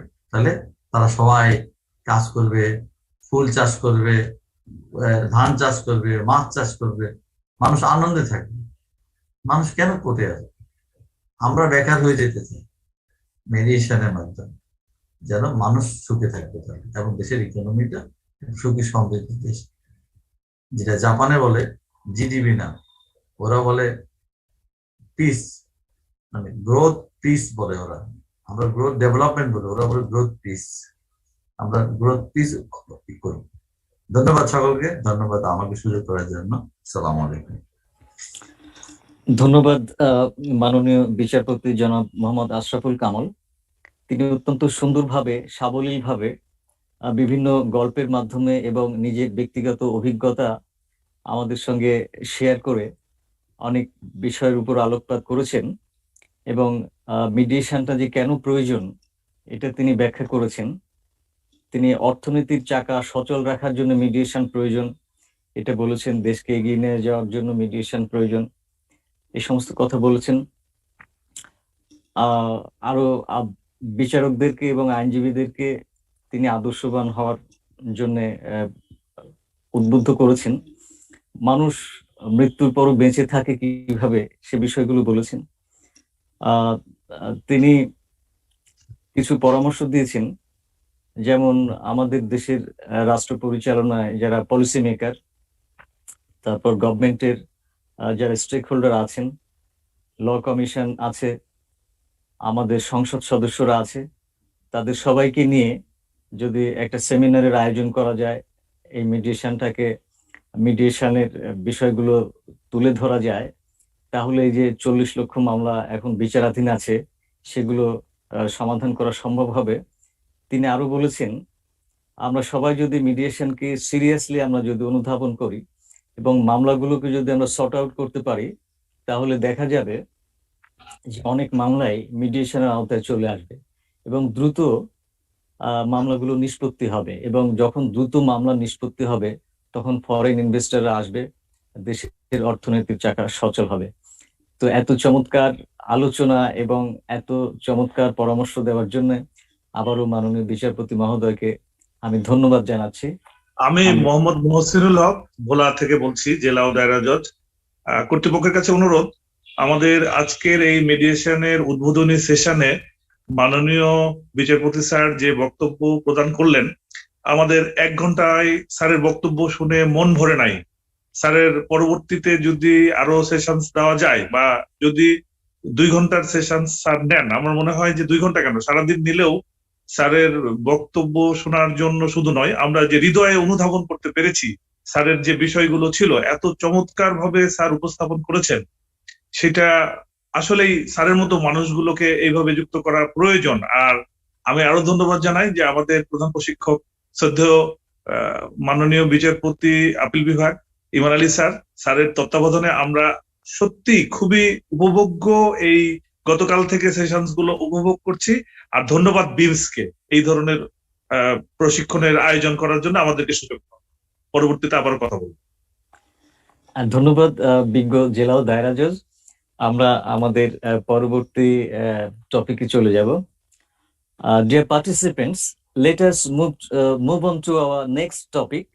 We have here, in fact, two topics: understanding conflicts and concept of mediation.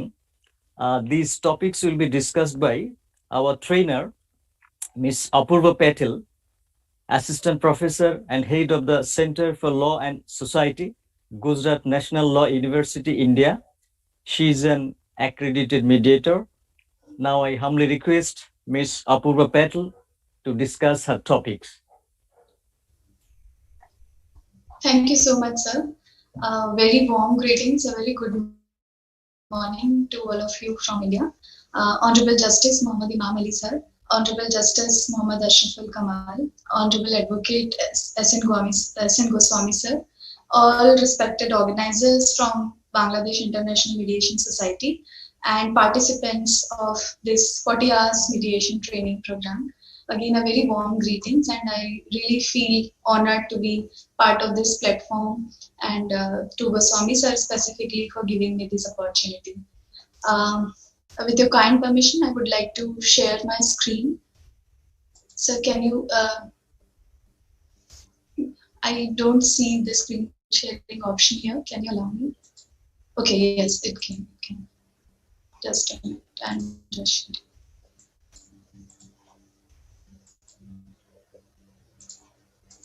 Okay, so as respected anchor had shared, I've been allocated 2 topics to deal with, and I hope I'm able to do justice with that. So I hope my slides are visible. So can you please confirm? Yes, they're visible. Okay. Yes, visible. Thank you so much. So to begin with, can I please request the respected participants to just share their views, whatever thoughts comes to their mind when they see this picture over their screen. Any quick thoughts, maybe in a single word or sentence or whatever, which comes to your mind when you see this picture.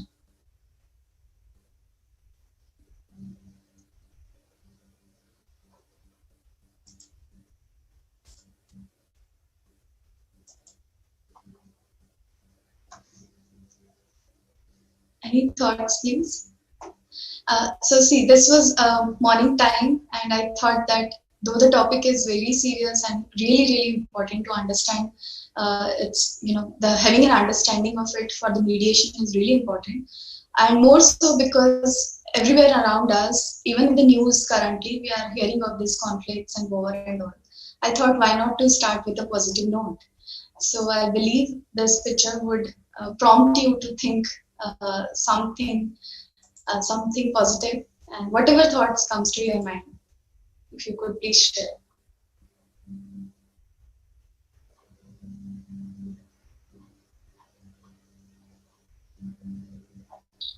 One is asking help from others. All right, thank you so much, sir, for your response. Nice perception. Any other thoughts? Maybe from the scenery in the background, can you relate it with something?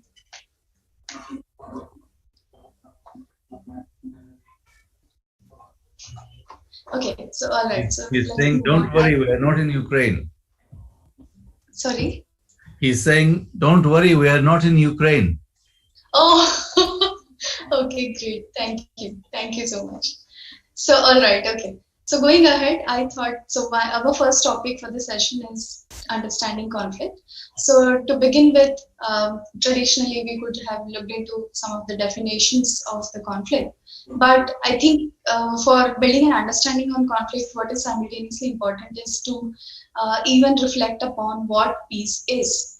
And as we all know, like the truth, even the peace could be something which would mean something different for each one of us. So why not to start with, what do we think is peace for us, and then move on to what do we mean by conflict. দেরি করলে আমি কিছু বলতে চাচ্ছিলাম, এখন তা বলতে So পারবো না। any quick thoughts on peace? What word পারবো না। comes to mind when we hear the ওরা word? বলছিল কোয়েশ্চেন, এখন আর দেওয়া যাবে না। আমি একটু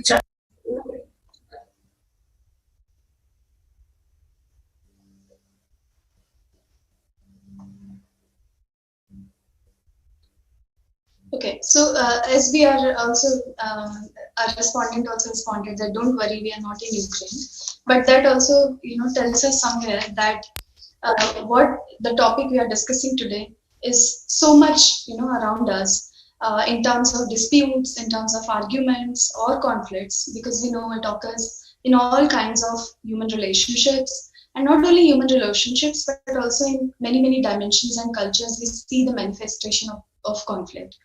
And regarding the persistence of a conflict and its internal, we can say probably cost, maybe in terms of emotional cost or physical or personal or financial cost, people attempt to seek a peaceful solution to a problem. And that's also something which we need to remember. And in majority of the cases, people solve problems informally or privately. However, we know there are a number of situations wherein the disputes between parties affect those who accompany them in daily lives also, including children, family, friends, and thus is shifted to a formal path.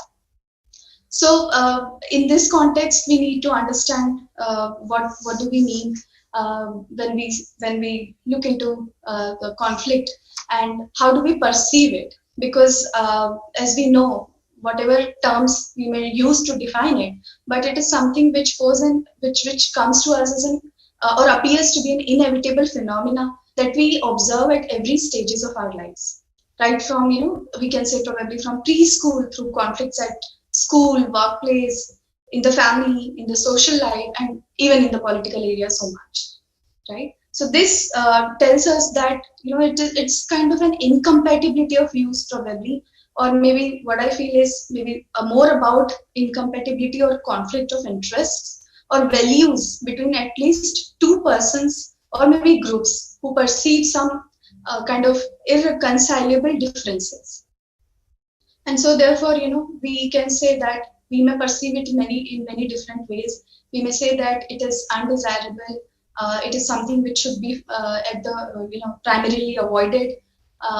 They are a denial of harmonious cooperation, and specifically when we are talking about political conflict or conflict at the workplaces and all, we also perceive that leaders are the ones who are responsible for eliminating them at all the costs. But of course we also know that the conflict is something which we know is inevitable, and people embrace each other, and each is a unique individual. That is something which also simultaneously comes into the picture.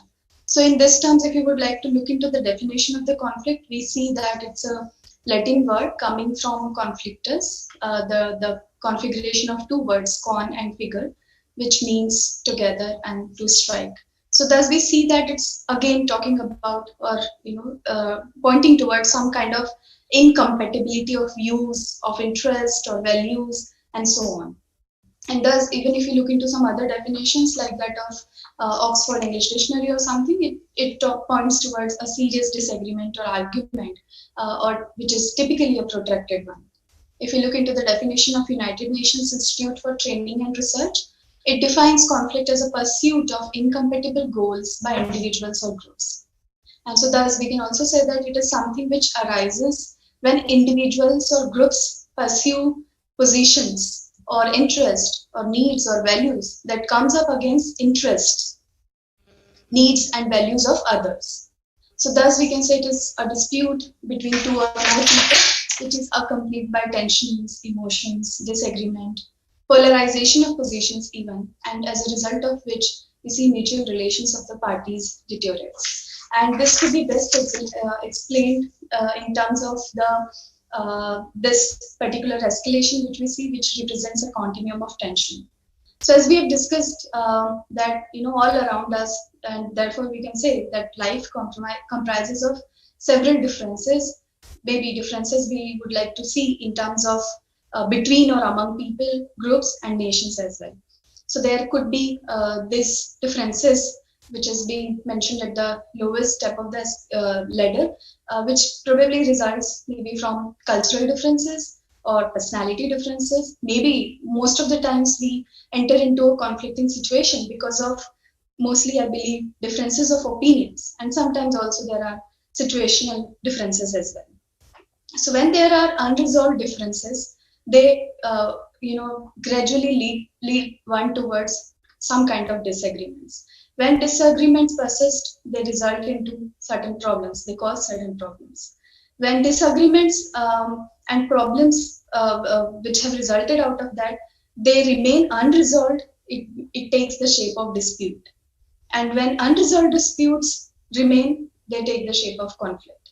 And sometimes we see that unresolved conflicts even lead to violence and even to war. So this is how we see this particular thing or continuum of tension escalates if they get unresolved at any point of this time. So we see we have a good space for resolving and to look into conflict resolution right from the starting, and if not at the various other points also.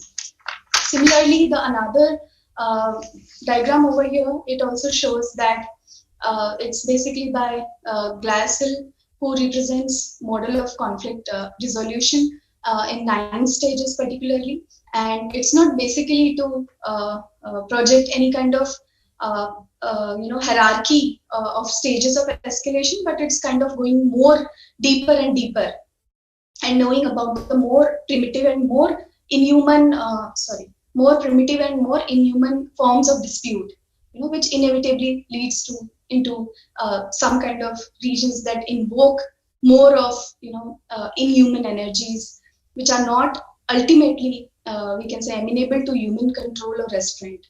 And that's why we see in the first level both parties can still win-win. In the second level, one of the parties loses and the other wins. And at the third level, both parties lose, and there is a situation which emerges, which we call it lose-lose. So going ahead with this, and another very interesting thing to particularly understand conflict is the spiral, the dimensions of conflict. And when we talk about dimensions of conflict, basically we can look into the 3 major aspects, which are the conflict core, the conflict triangle, and the conflict spiral. So when we talk first about the conflict core, this particular diagrams I thought is very appropriate to represent how at every core of any conflict there lies a sense of threat, a threat which is concerning maybe individuals, maybe groups, maybe communities, as well as nations. And this sense of threat actually emerges when there is any kind of disagreement, right? So we see that there is a threat. So maybe we can say that there is a emotion which we relate with threat. And so this sense of threat then emerges when any kind of disagreement, annoyance, or maybe competition, or maybe some kind of inequity which is existing, which threatens any aspect of particularly the human dignity, or maybe sometimes personal reputation, sometimes physical safety, sometimes psychological needs, sometimes professional growth, social status, financial security, maybe community concerns, sometimes religious memberships, as well as national pride also. And probably we may relate also this with the Maslow's need of hierarchy. I'm not sure whether it has been covered at some other part also or not. But when we look into this all aspects which represent somewhere the basic human needs, and how does one move from the lower ladder to the upper ladder, then we also get to know that probably sometimes conflict arises because those basic needs we are not able to meet, right? So this list is, maybe we can say, is not exhaustive and only probably indicates some broad areas of threats. By the time parties get to the negotiation or mediating table, actually what happens is that they are threatened both by the opposite side and within themselves also. So there is a many more emotions which emerges simultaneously, like that of fear, suspicion, maybe sometimes helplessness, frustration. Sometimes it was also having a lot of embarrassment. So, anger, hurt, humiliation, what all we can include here. So a host of mixed emotions is there, which the parties bring to the table, which the parties have with themselves, and this is something which needs to be addressed, right? And if those emotions, those threats, those needs are not addressed, if there is a failure to address these emotions, then probably that is something which prevent the parties from resolving their disputes. So we can also, in conclusion to conflict court, we can say that conflicts emerge when something important gets threatened and creates initial tension. Right? So this happens, and then the kind of spirals which is here, they also is something which we can call as conflict spiral. So when we can say probably that when a given conflict gets intensified, get to another level, or we can say that the initial tensions when start spiraling outwards, then starts affecting individuals, starts affecting relationships, the way they make decisions, maybe organizations, communities, etc., etc. So this outward manifestation of the conflict is also something which we call the conflict spiral. And it is very important to understand that how does what are the different personal responses, interpersonal responses, community responses, all in this regard when you see that this is manifesting outwards. So say for example, if we talk about personal responses, we know as we discussed that the stress of conflict is actually something which provokes so much of strong feelings, strong emotions, maybe ranging from anxiety to anger to depression, and sometimes also broken relationships and all.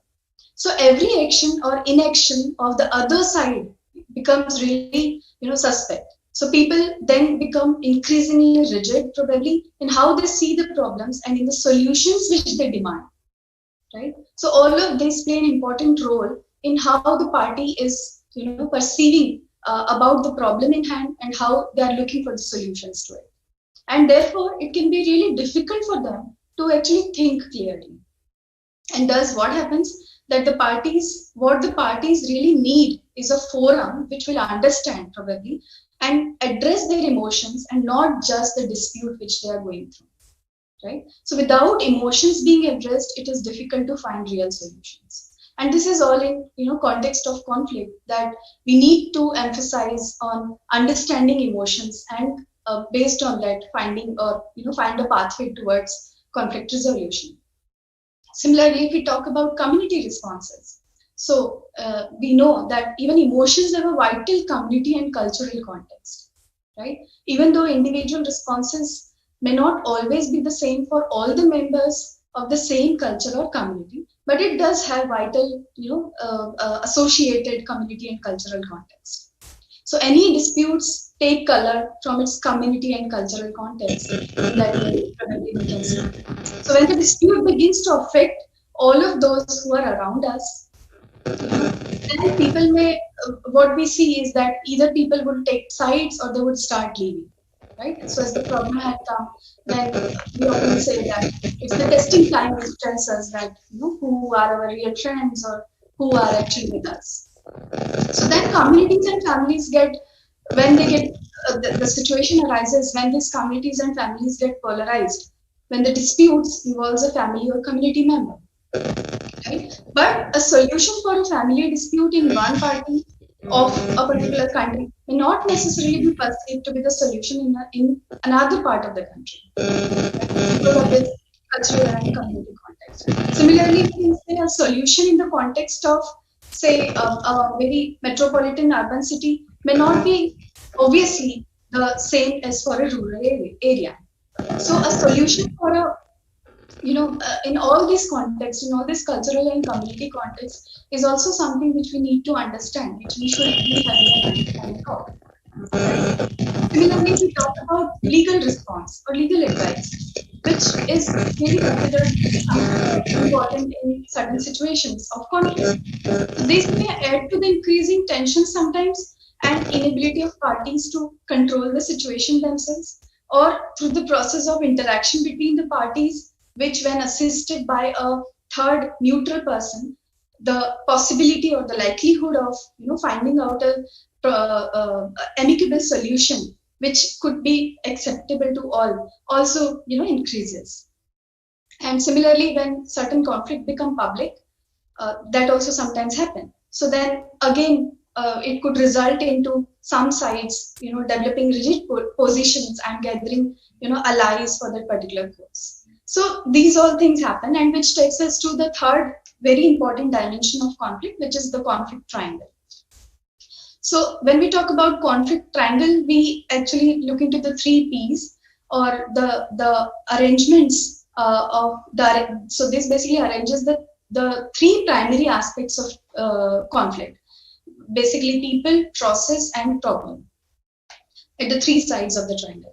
So this conflict triangle basically becomes the basic framework to understand and address conflict. Specifically, when we will be moving ahead in our discussion and looking into mediation as one of the important form of resolving conflicts. So this becomes a framework to understand and address conflict, and element at each side of this conflict triangle actually differ from person to person, from situation to situation, and problem to problem, because all of them would be requiring different ways of addressing these problems as well as different solutions for it. So in this case specifically, if we talk about people, we talk about who, right?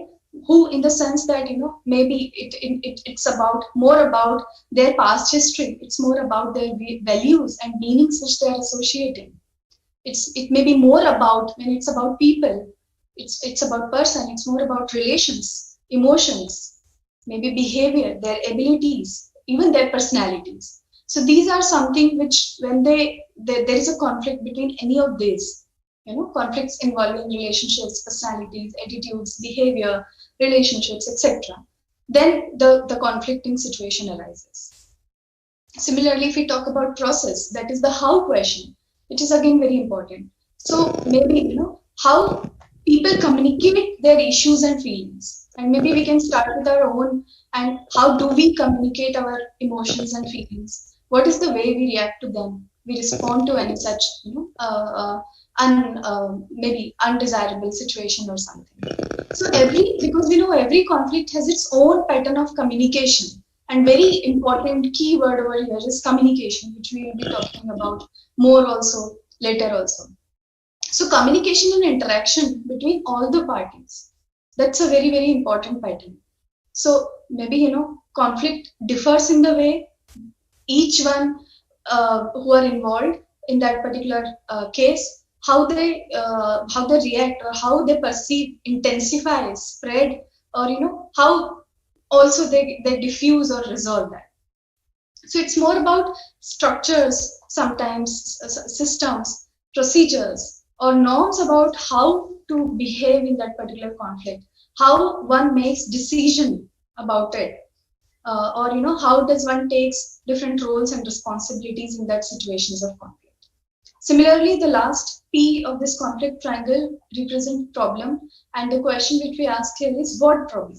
So it may be with regards to facts, positions, issues, or maybe consequences of events, even the perceptions with which we started this discussion today, that what do we perceive about conflict?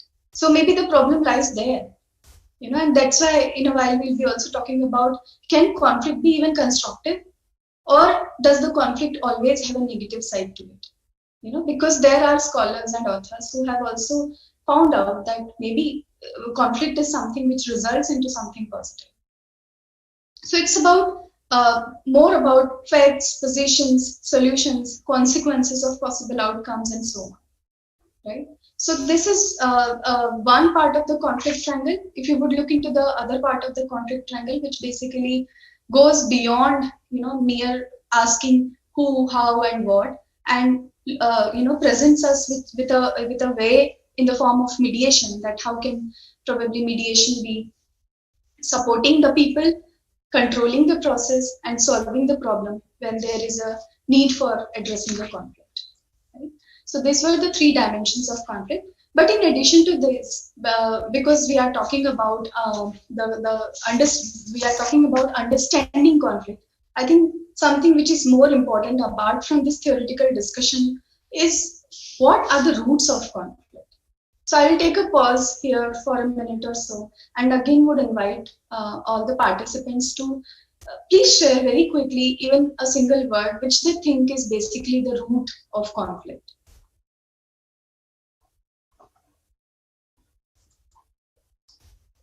What in your opinion is the root of conflict?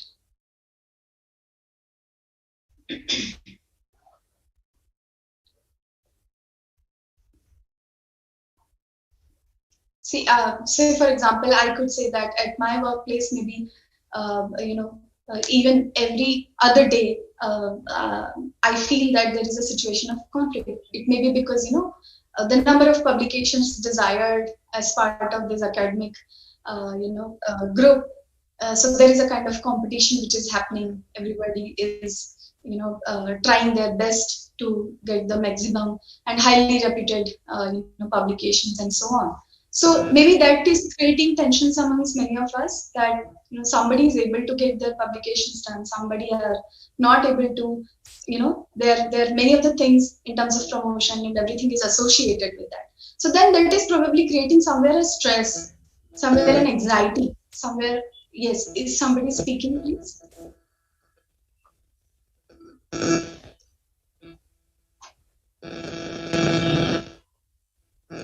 There is some disturbance if somebody is speaking or what.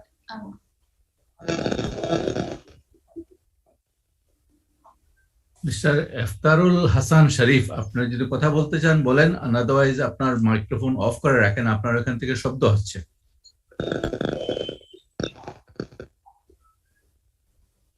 Okay. So with regard to roots of conflict, so as again I said, if we could relate to Maslow's need of hierarchy, or we could relate to the emotions which results into different kinds of reactions. Sometimes they might feel quite obvious, sometimes they might feel like less obvious, and so on. So basically, looking into the roots of the conflict is probably at the heart of understanding conflict, is what I believe. And sometimes, so these figures tells you or could probably give you some words to know about. So the core of the problem is something which we can say is found in the roots, and right. So like in the previous slide, I told that the key word is communication. So maybe sometimes we do not feel we are not able to express ourselves fully, or sometimes it's again because of some cultural situations or dynamics in which we may not be open enough to express ourselves, to express our needs. What else do we require to overcome that particular anxiety or things like that. So the way we react, sometimes it looks obvious, sometimes it looks less obvious and all. But while reading all of this, what I could make out of it, that it's very important to look at the roots of the conflicts, the root causes of the conflicts, plus to look at what are these roots, what actually enhances this roots which results into the conflict and the fear. So in this context, if I'm allowed to use certain Sanskrit words and all, which talks about avidya, which means some false perceptions when the information is not clear. So again, it's more about communication and proper, without any misunderstanding, something is communicated, then probably it results into far more better results. So it's more about, avidya is more about false perceptions which actually cloud our ability to see our own amazing power, to understand things, or to find a solution to a problem, or to resolve a conflict in amicable ways. And these avidya has actually 4 branches. And that's the word probably I was expecting that would come from the participants, that mostly we see conflicts. One of the root cause of conflicts is, at the root we can say that the ego somewhere lies. So, we know these concepts of ego, superego, and the id, and all of these things. So it is this ego sometimes, which results into, or because of which a person wants, have a more desire for perfection, superiority, or validation, or sometimes, the expectation of getting more credits, or maybe anything like that. So in all those contexts, probably we can say that this asmita or the ego is something which mostly results into the underlying cause of the conflict. Similarly, we talk about rag. So that is particularly the aspect of ourselves that demands what we want, we need, we must have, more in order to survive. So we think from that perspective always, that what is my need? What do I want? How will my need be fulfilled? How can my ego be satisfied, or something like that? Then probably it also results into dvesh, which is again the opposite of the raga. And it actually pushes away people. So when I'm thinking about what I need, to that extent, probably it is okay. But when I think that, how something which I need, I can get by, probably putting the other person in a problem, or, putting the other person in pain. So then the dvesh results. So it actually pushes away any people, place, or thing that brings us pain. Then we talk about abhinivesha, which is a form of a fear again. So threat we already talked about. So this emotion actually surfaces in varying degrees, anywhere from uncertainty to doubt to unease, or even terror or fear. So I thought that this was an important part to look into, that what are actually the roots of the conflict, and what is that which actually waters these roots, that it gets flowers and then it results into something we can call as conflict. Now, moving ahead, if you would like to talk about the sources of conflict, because the various dimensions which we have looked into, the different root causes of the conflict, it's also something which might be coming to mind, that what are actually the sources of this conflict. So theoretically, if we see that there is this Christopher Moore's circle of conflict, which identified the 5 sources of conflicts. So it's about values, it's about relationships, data, language, interest, as well as structural conflict. So this circle is adapted to include language as a source of conflicts, and expands values conflicts to include adaptive challenges. So we'll be talking about it in more details. And then to apply these Moore's circles of conflict, we need to first observe what people are doing and saying, and then identify one or more sources of conflict. Finally, it takes us to an action where you can address and resolve conflict. So it's very important to listen. So when we talk about communication, something which comes at the first place is listening, is observing, is getting to first know and understand what people are saying, why they are saying so, and what they are doing for it. Probably which can gives us a more clear picture of what conflict is. So, so we can say that the impact exerted by the conflict on its participants or on the parties, it could actually escalate, as we have seen in one of the previous slides, or sometimes decrease or dissolve or even postpone. So this is when an unresolved conflict will affect its participants emotionally. So in this context, looking at this picture, if we talk about the various the conflicting circle according to Moore, and if we talk about say data conflict, so maybe we will be looking into the conflicts which are caused by, again, as I said, information. If there is a lack of information, very important if there is a misinformation, right?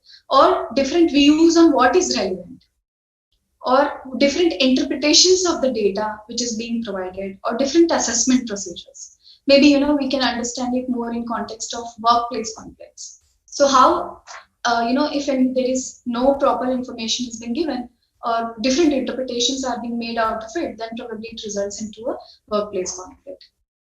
Similarly, if we talk about conflicts of interest, or so maybe we can say they are something which are caused by perceived or maybe actual competition over substantive interest, or procedural interest, or even the psychological needs or psychological interest.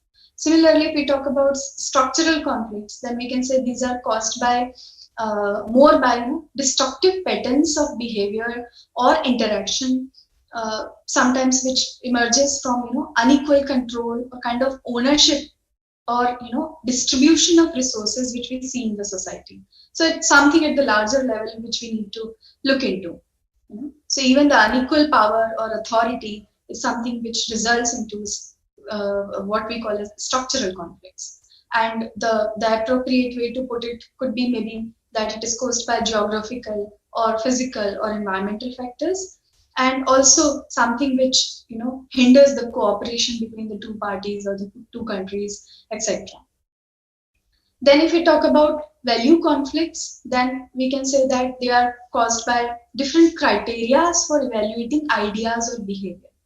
Like I said, that what might be truth for the definition of truth for me, or definition of peace for me, or conflict for me, might differ from that of yours definition. So sometimes that is okay, that diversity is okay, but sometimes when there is when these differences cause again further more differentiation or different criteria for evaluating the ideas and behavior, or maybe we can say which are exclusively intrinsically valuable goals, or some different ways of life, ideology, religion, etc., which we know are basically the causes of the or which results into value conflicts. And the most common one which we often talk about is relationship conflicts, basically resulting from sometimes strong emotions, sometimes misperceptions, or even stereotypes, probably we can say. More importantly, because of poor communication or miscommunication or misunderstandings, and also sometimes when there is a repetitive negative behavior which is happening.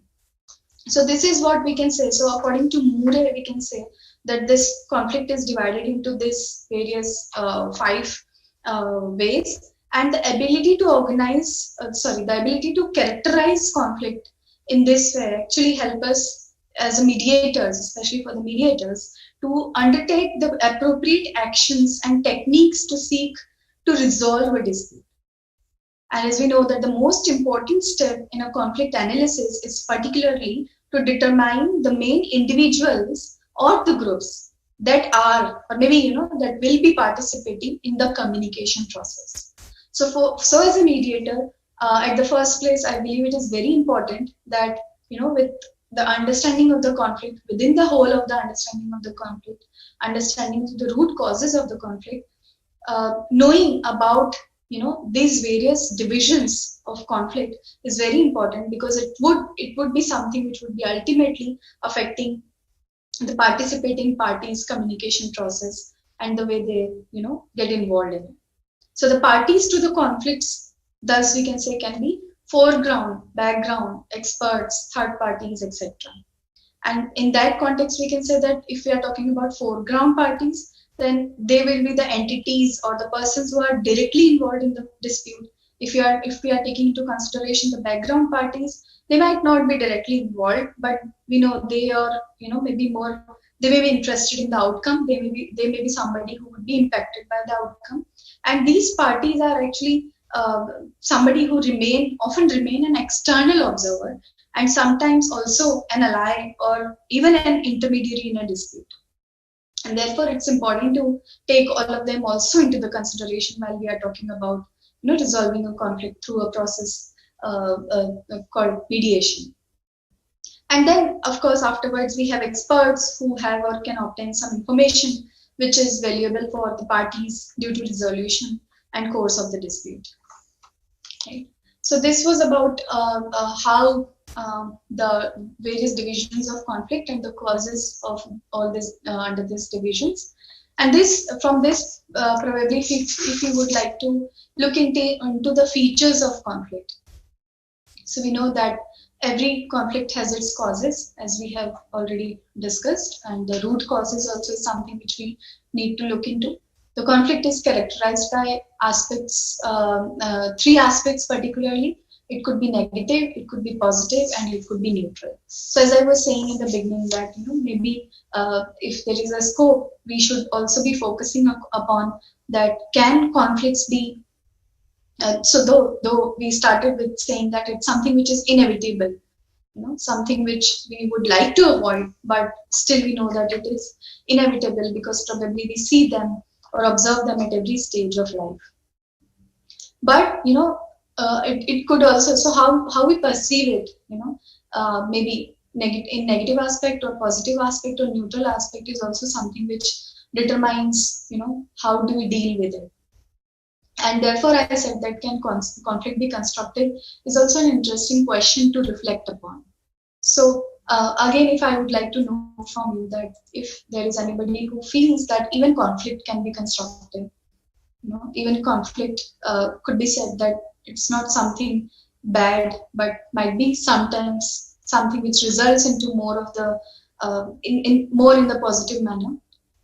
Are there any possibilities like that? Or is conflict always bad?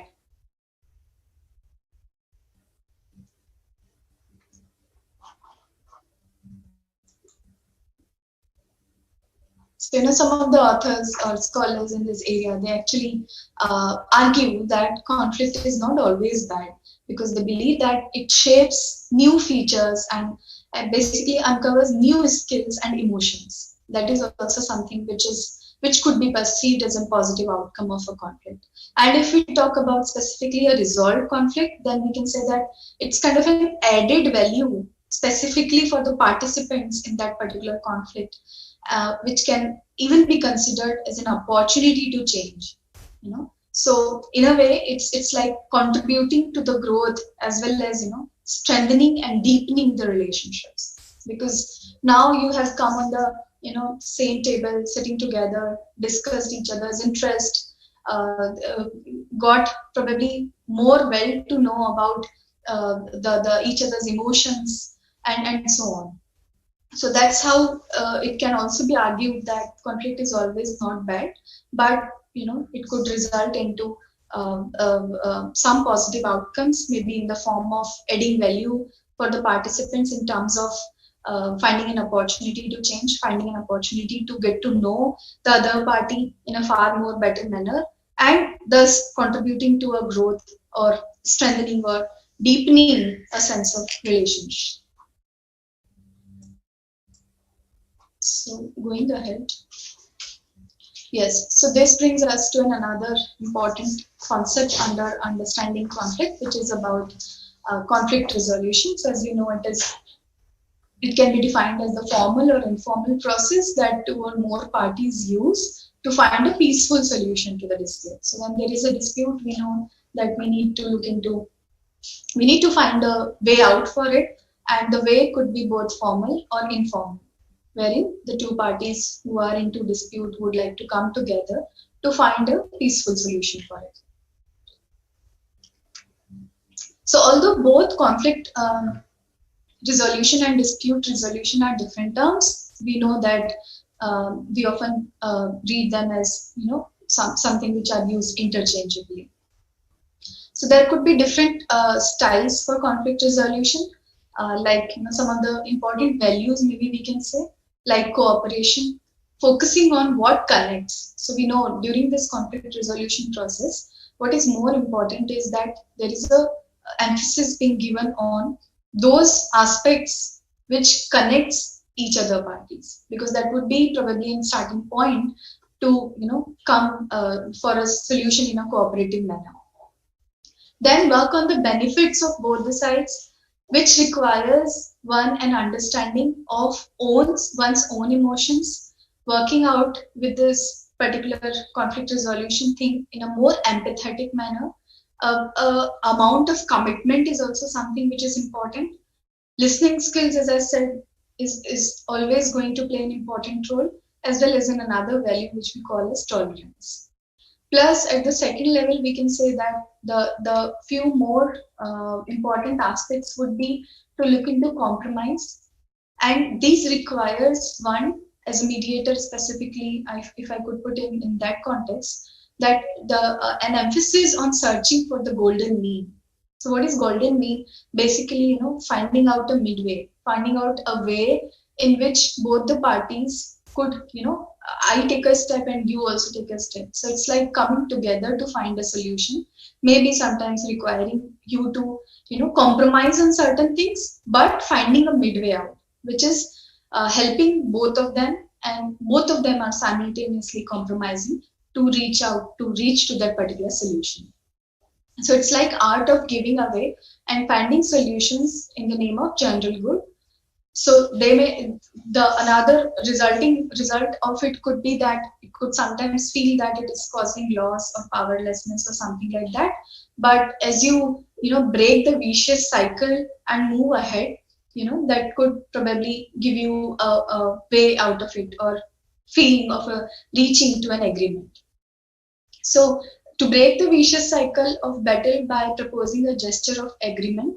So this gesture, like communication or proper information passing, is very important. Listening is very important. Similarly, a gesture of agreement is also something very important. So say, for example, if I and somebody from the participant have had an argument over a point, then if I am making a stand that whatever you say, I don't care about it. What I am saying, because I have read it in a particular book or I have heard from some honorable person, I am just going to stand by what I am saying.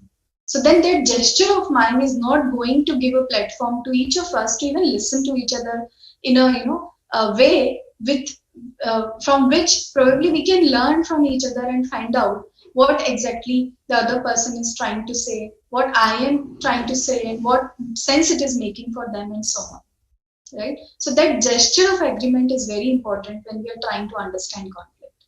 And with that gesture, we can understand in the form of a conciliation action, meaning a proposal to look for a joint solution. Admitting error, very important. Sometimes it's very important to apologize, to admit that there was an error from my side.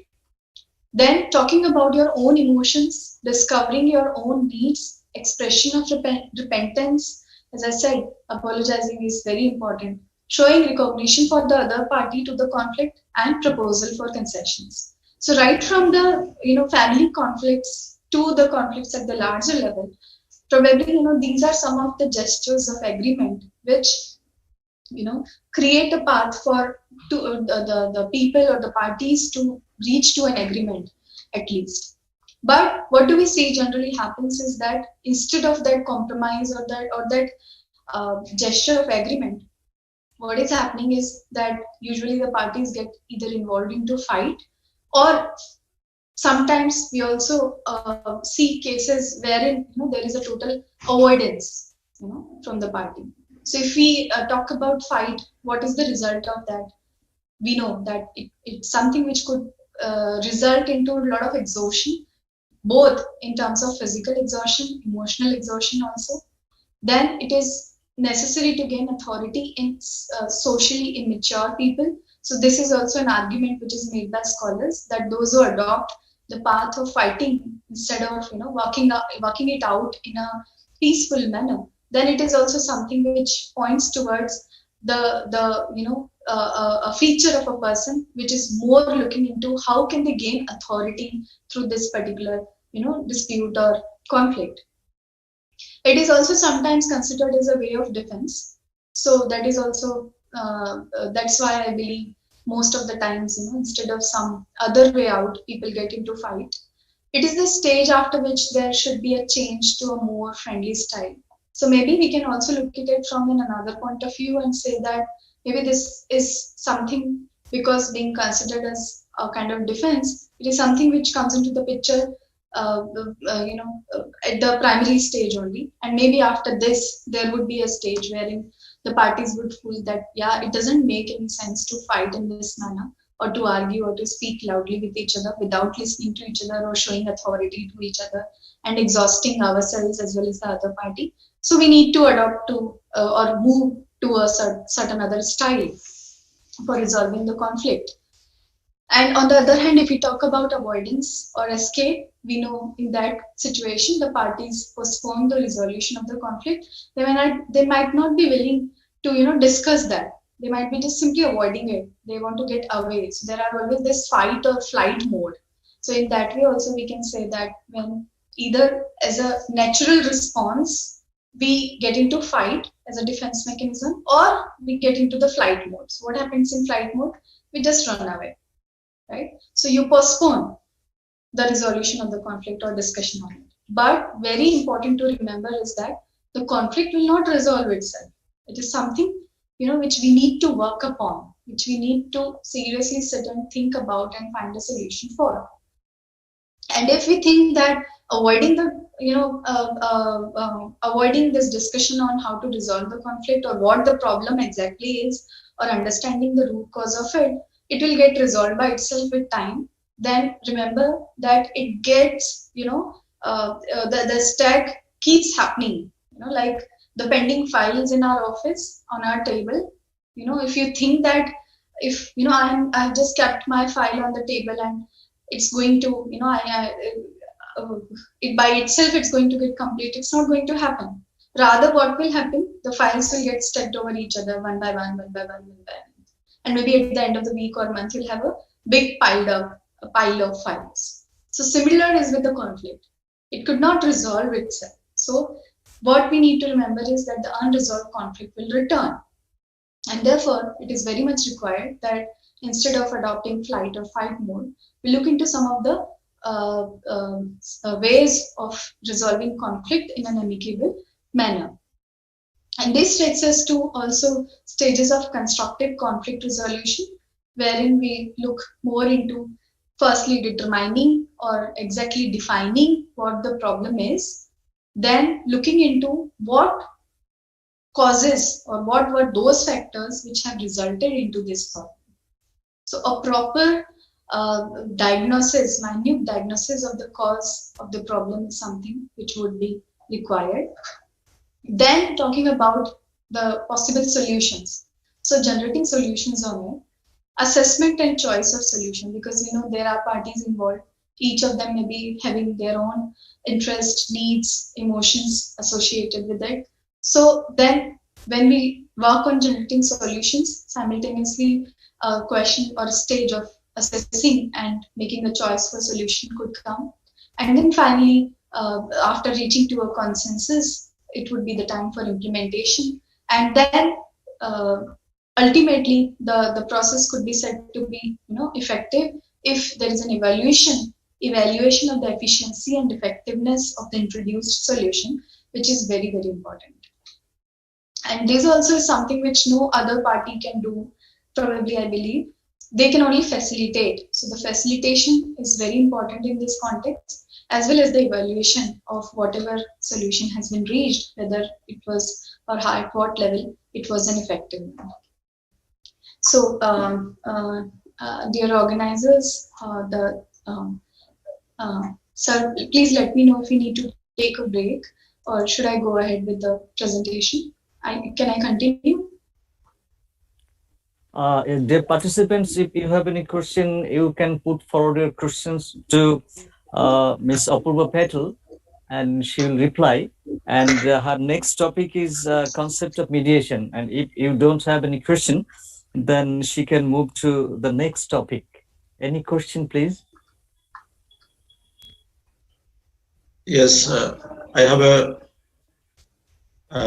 a question. This is Muhammad Jakaria. Thank you, Miss Professor of Law, National University, Gujarat, India, from our neighboring country. Thank you. You have explained many dimensions of conflict. We have discussed conflict and dispute resolution. We have heard from you. I would like to raise here. There are some another matter in case of conflict we face in our court and during trial. As a man, as a judge, we are coming from other locality and working in our station. We are men of another locality, but we are working in other districts. There are some differences between cultural between our culture, between our languages, between our gesture, posture, etc., etc. We have seen that our people, our litigants people, comes from various family culture, come from various tendency. Some of them are always involved in some type of competition.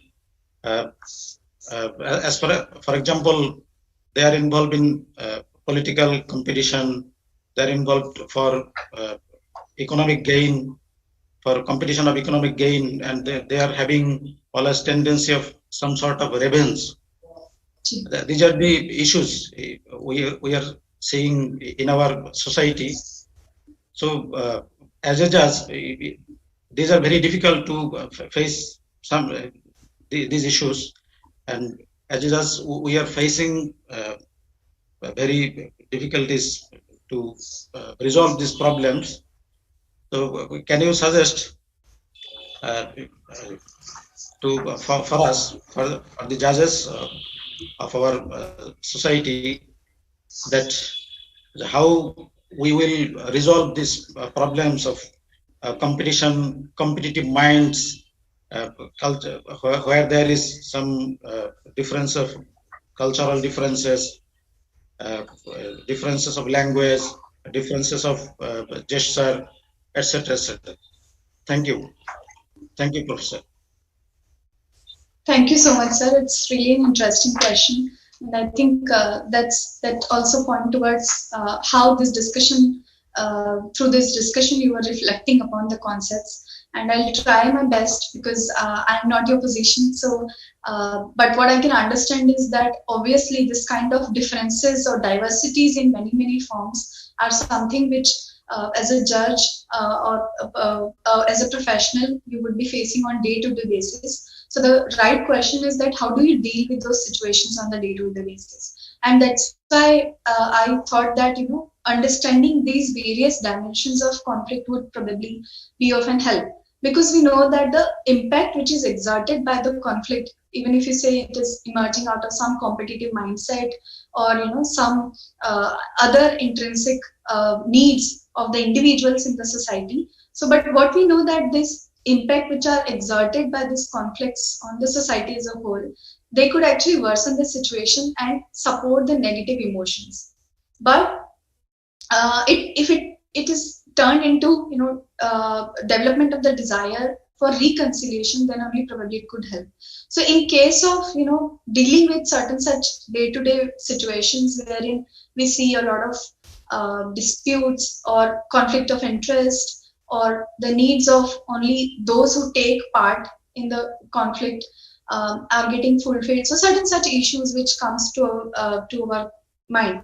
But maybe there is the need is that we as a professional we adopt a strategy, maybe strategy depending upon what kind of individuals you are dealing with or what kind of case you are dealing with. But what I believe is that in such cases in general, the strategies to begin with past problems or maybe relationships and making an attempt for deep investigation of these needs, as you rightly pointed out that some of the needs which you identified maybe in the form of competition, if I have understood your question in the right manner.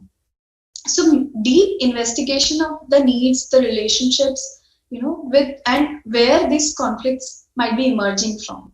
So recognizing this foundation would actually be a way to move forward, can be a way to move forward. And maybe, a different example of this particular strategy can be said in the form of that beginning from the past, and then move to the present and then look into the possible solutions to it. Because the past, sometimes the things in the past are sometimes, they're like hidden things, but hidden needs or emotions, but they are something which is affecting the present very much in most of the cases. So that could again be a strategy. And then afterwards, maybe as a practitioner or as a professional, you may be suggesting some starting, you may suggest some starting from the past and then moving back to actually the real problems, and how can we work on reconciling the relationships in that particular situation or in that particular case. So, and simultaneously there could also be a strategy wherein we don't want to return to what was there in the past. There could also be certain such cases. So we cannot say that just this strategy won't work. So I'm just kind of exploring that what could be the possible ways to deal with those situations. So, because if it is a situation wherein you need to understand that you don't have to go actually into the past, maybe because the problem which has emerged now, this is now when we focus on the issue, especially when the parties believe that the past is already closed. So the case is similar, like for example, a mediator, when they start from the present problem, pointly exactly to the present relations, then probably that makes more sense for the parties.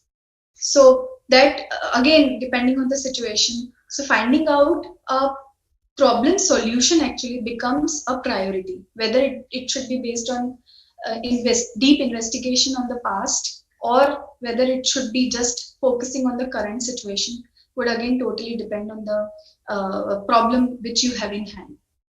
So specifically, solution should be becoming a priority, and as the developed vision of what may happen,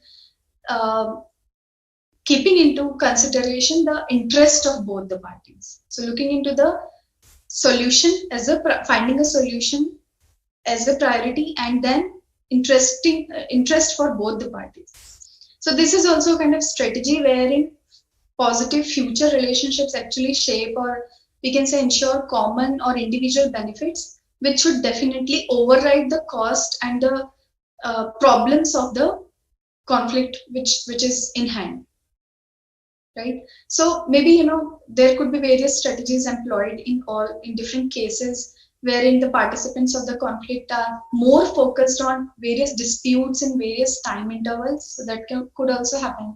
And as we see that sometimes when you go into deep and investigate in a deeper way, we find out that because there were no platforms to express themselves, there was a barrier in communication, or maybe some misinformation, then that might have led to more escalation. So this escalation, how has this escalation happened? Probably looking into that could give you a better strategy, could help you to find out a better strategy to deal in that particular situation. So I don't know whether I was able to answer your query or not, but if you can just let me know more that anything specific was I able to answer to you. Thank you, Ms. Apurva Patel. But since we are time constraint, due to time constraint, we have to go to the next topic. So may I request you to discuss your next topic, concept of mediation? Yeah, sure. Okay, thank you. Okay, so moving on to the next topic, and to begin with, we know that we talk about alternative dispute resolution, referring to it as a method of resolving disputes specifically without going into litigation. And because it's being considered mostly as a way of providing, or better way of accessing to justice, providing quick and affordable justice, with the primary objective of vexation or expense and delaying justice delivery system. And there are various advantages which are associated with this, with the various different alternative dispute resolution mechanisms, because of which we also highlight more these days, these various types of ADR. So mostly we talk about conciliation, negotiation, mediation, arbitration, and also some other types like lok adalats and collaborative law, which are also stand as additional form of ADR mechanisms. So when we talk about negotiations specifically, we know that it's one of the very predominant mode of dispute resolution, which we also try to understand and take into consideration even before going into mediation. And because it allows the parties to meet in order to settle a dispute, it becomes a kind of a first way to find a resolution or solution for a problem. And the biggest advantages which are associated with this form of ADR is that It is considered as a form of dispute settlement, which allows parties themselves to take the control of the process and the solution, and therefore it is being considered as one of the very important and effective way of reaching to a solution.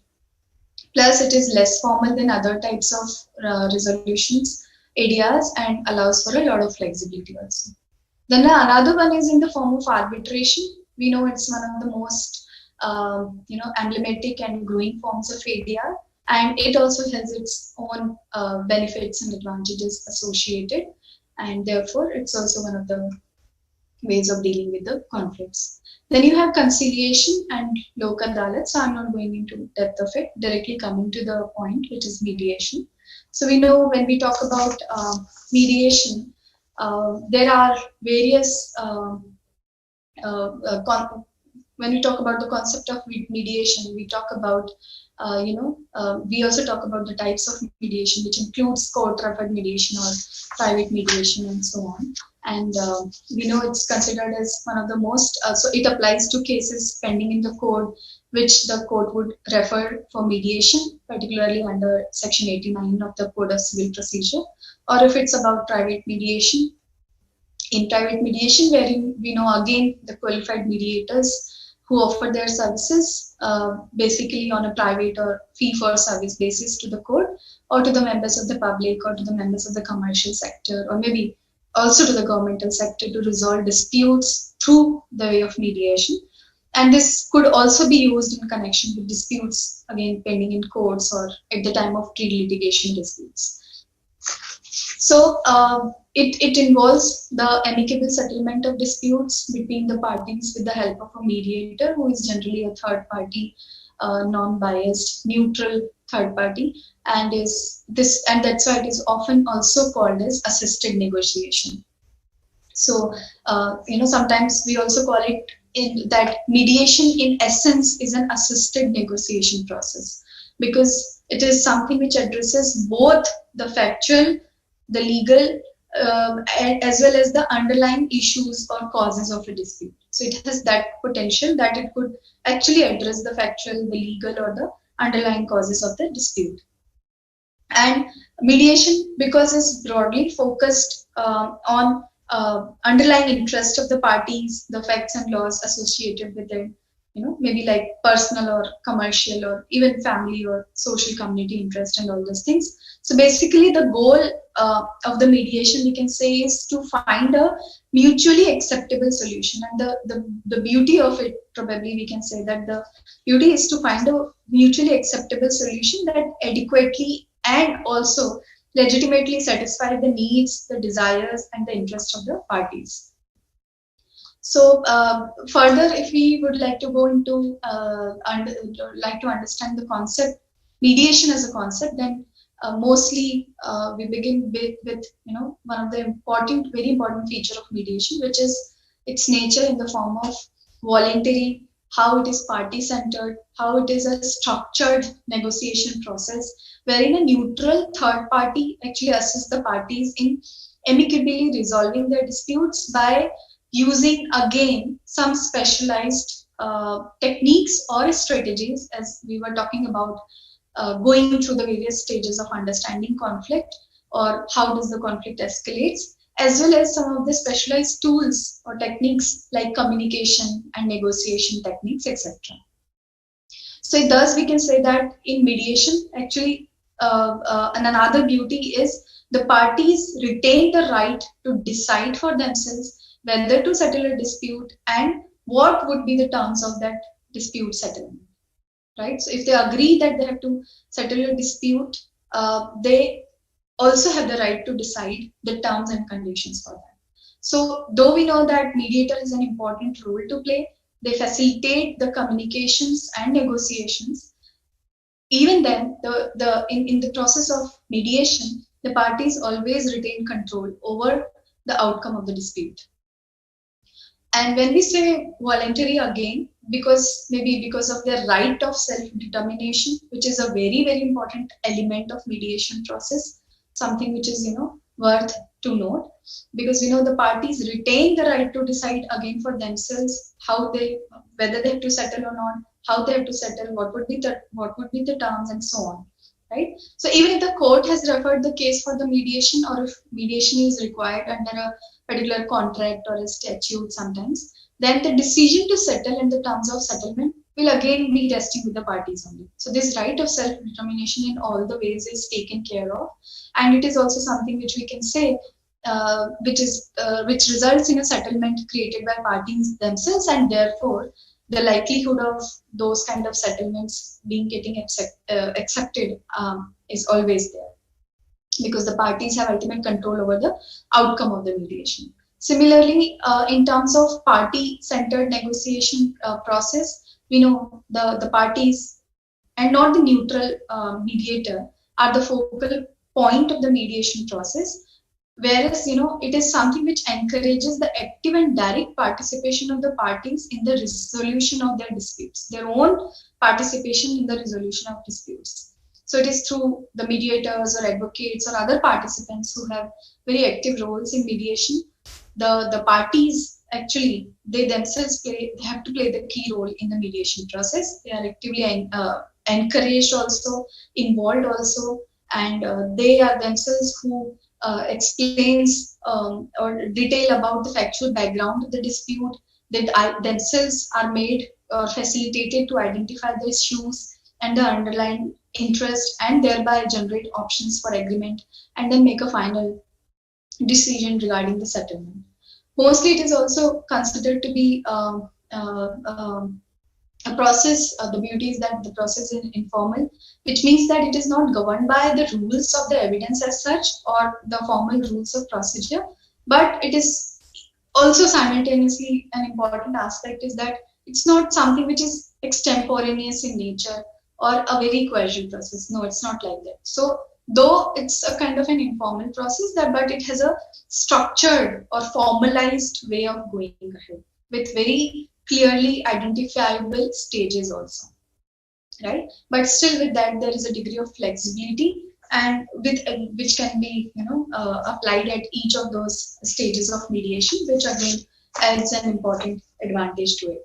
Similarly, how does it provides to be an effective, efficient, speedy, convenient, and also one of the important reasons given is less expensive process to resolve the dispute.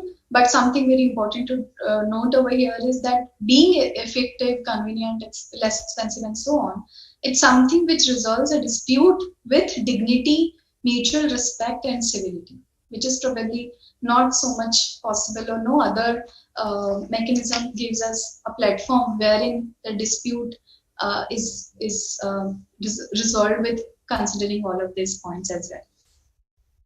And we know it is conducted by a neutral third party, which we call as the mediator, who remains impartial, independent, detached, objective throughout the mediation process. And basically in mediation, the mediator, we can say, facilitates again or assists the parties in resolving their disputes. They guide them to help. The mediator actually could be considered as a guide who helps the parties to find their own solution to the dispute, and thereby they have to take control of their own personal preferences or perceptions, which do not have any bearing on the dispute resolution process at all, right? So that way we can say the mediator facilitates when they actually manage the interaction between the parties, encourage and promote communication between these two parties, and actually play an important role in making some interruptions or outbursts by them, and motivates them to arrive at an amicable settlement. And also the one who evaluates when they assist each party to analyze the merits of the claim or the defense which they are making, or to assess the possible outcome of a trial and so on. And therefore again employing specialized communication skills, negotiation techniques to facilitate a very productive interaction between the parties, so that they are able to overcome the negotiation impasse which generally comes in, and thereby find a mutually acceptable solution. So in that context also, the mediator as a facilitator, as a guide, has a very, very important role to play. Another important concept with regard to mediation is that it's a private process which is not open to the public, and thereby it ensures a lot of confidentiality. It has confidentiality as its basic feature, which means that statements made during the mediation cannot be disclosed anywhere or elsewhere without the written consent of the parties. Right? So any statement which is being made during this process, or any information which is being furnished by either of the parties, or any document produced or prepared during the mediation is basically inadmissible and non-discoverable in any proceedings, and that has to be really taken care of, that it is not reproduced, or no record is being kept of what transpired during the mediation was going on. And when any settlement is reached, in each case, specifically in the case that is referred for mediation during the course of the litigation, then it is required to be reduced to writing, signed by concerned parties and filed in the court for the passing of an appropriate order. So a settlement reached at a pre-litigation stage is kind of a contract which is then binding and enforceable between the parties. But if there is a case of failure to settle the dispute, then the report of the mediator will not be mentioning the reason of the failure, but instead would be just saying that not settled. So even to an extent it is confidential, that the mediator cannot be called upon to actually testify in any proceeding or to disclose to the court as what transpired during the mediation. So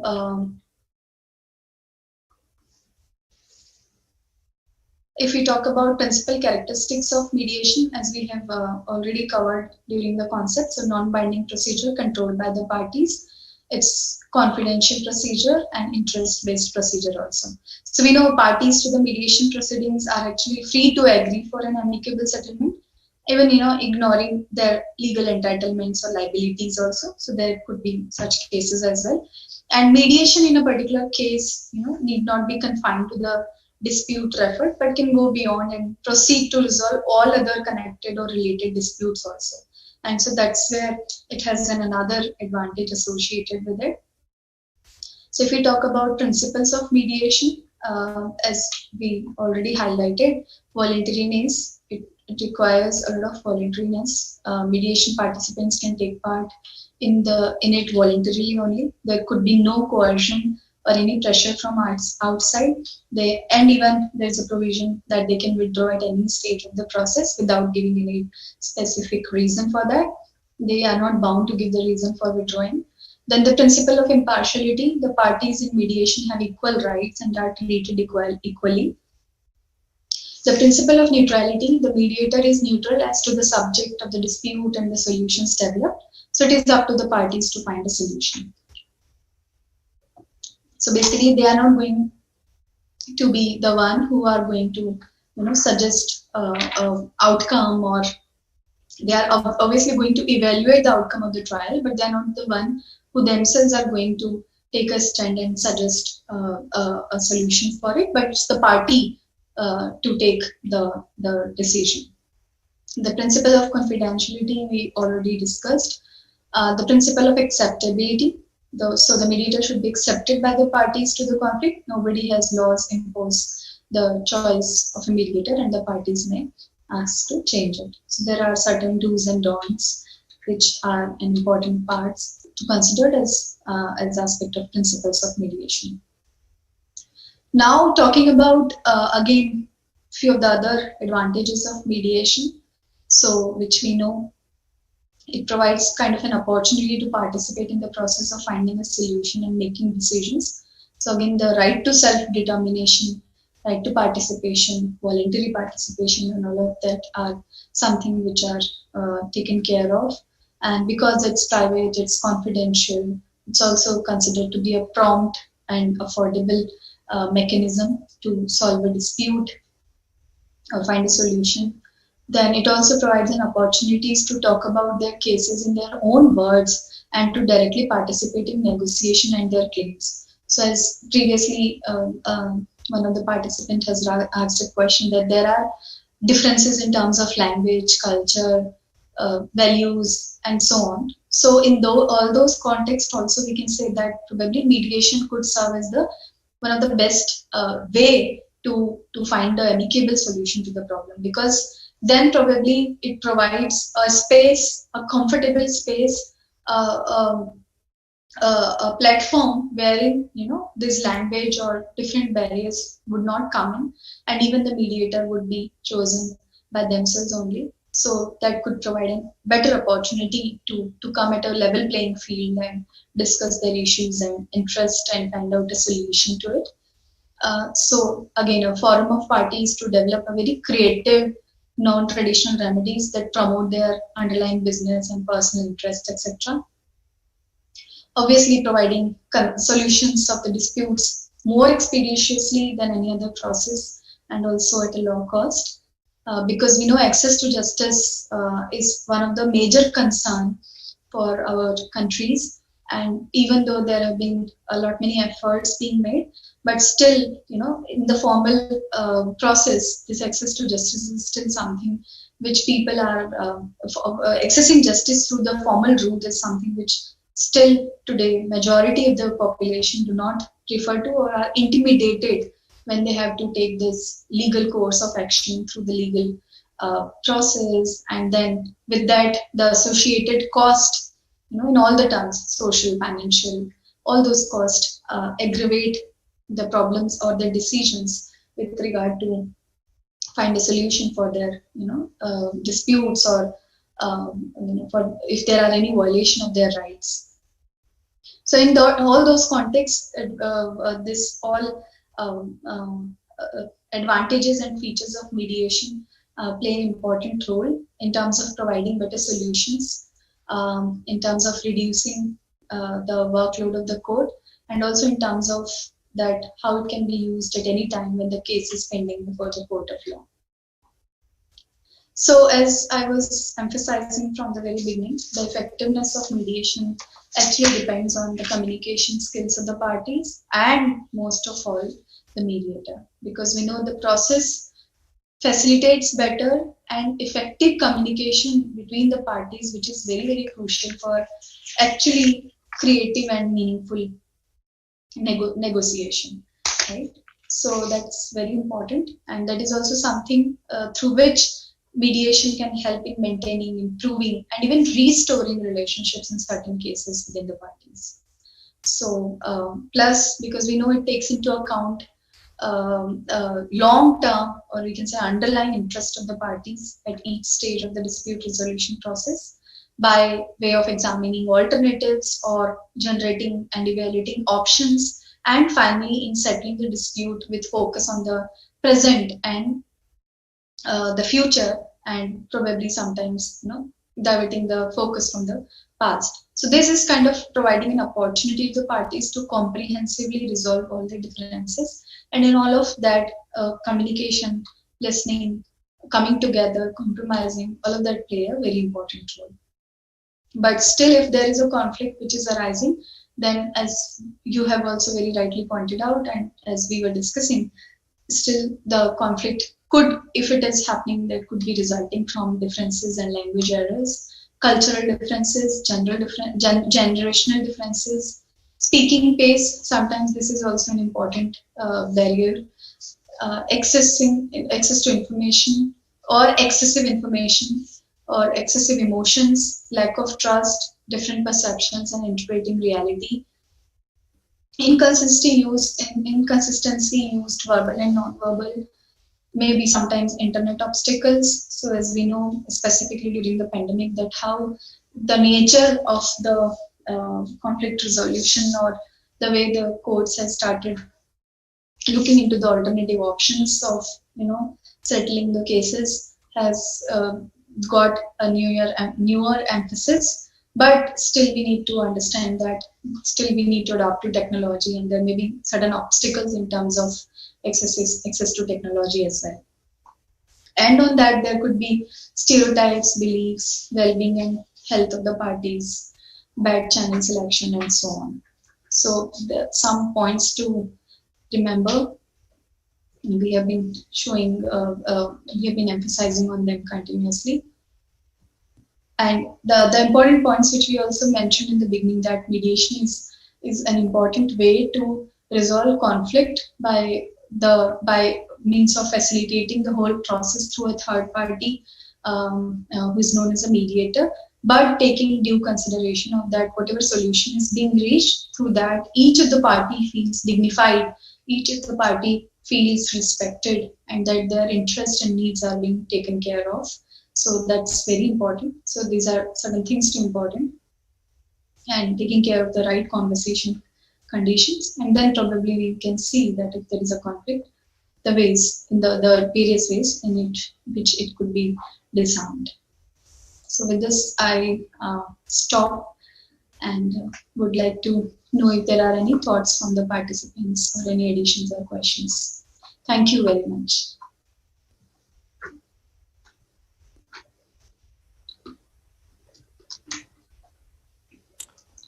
Dear participants, if you have any question, you can put forward, please.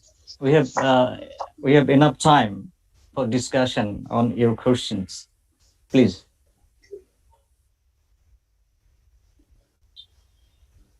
Thank you, Mr. Advocate Pankaj Kundu. I have a specific question to Ms. Professor. Ms. Professor, you know, in our legal system, there is a specific provision about the mediation. It is binding upon all our courts. According to different laws, we compulsorily practice it. But in your country, how you exercise it? Is it compulsory in your legal system, Indian legal system? That means mediation is compulsorily practiced in your country. Thank you. Okay. So as I mentioned earlier also,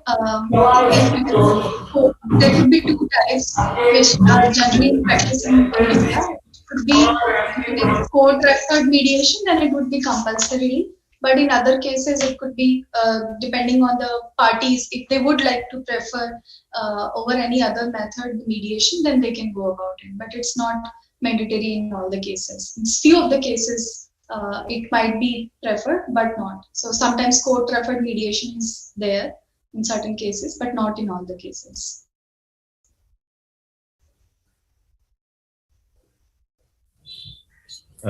Ms. Patel, I think if I understood your section 89 and our section 89A, the fundamental difference is that in section 89 of the Indian Code of Civil Procedure, mediation is not mandatory. Whereas in our section 89A, there is a distinction between going to mediation and finishing in mediation. So in our section, going to mediation is compulsory, mandatory. The court is bound.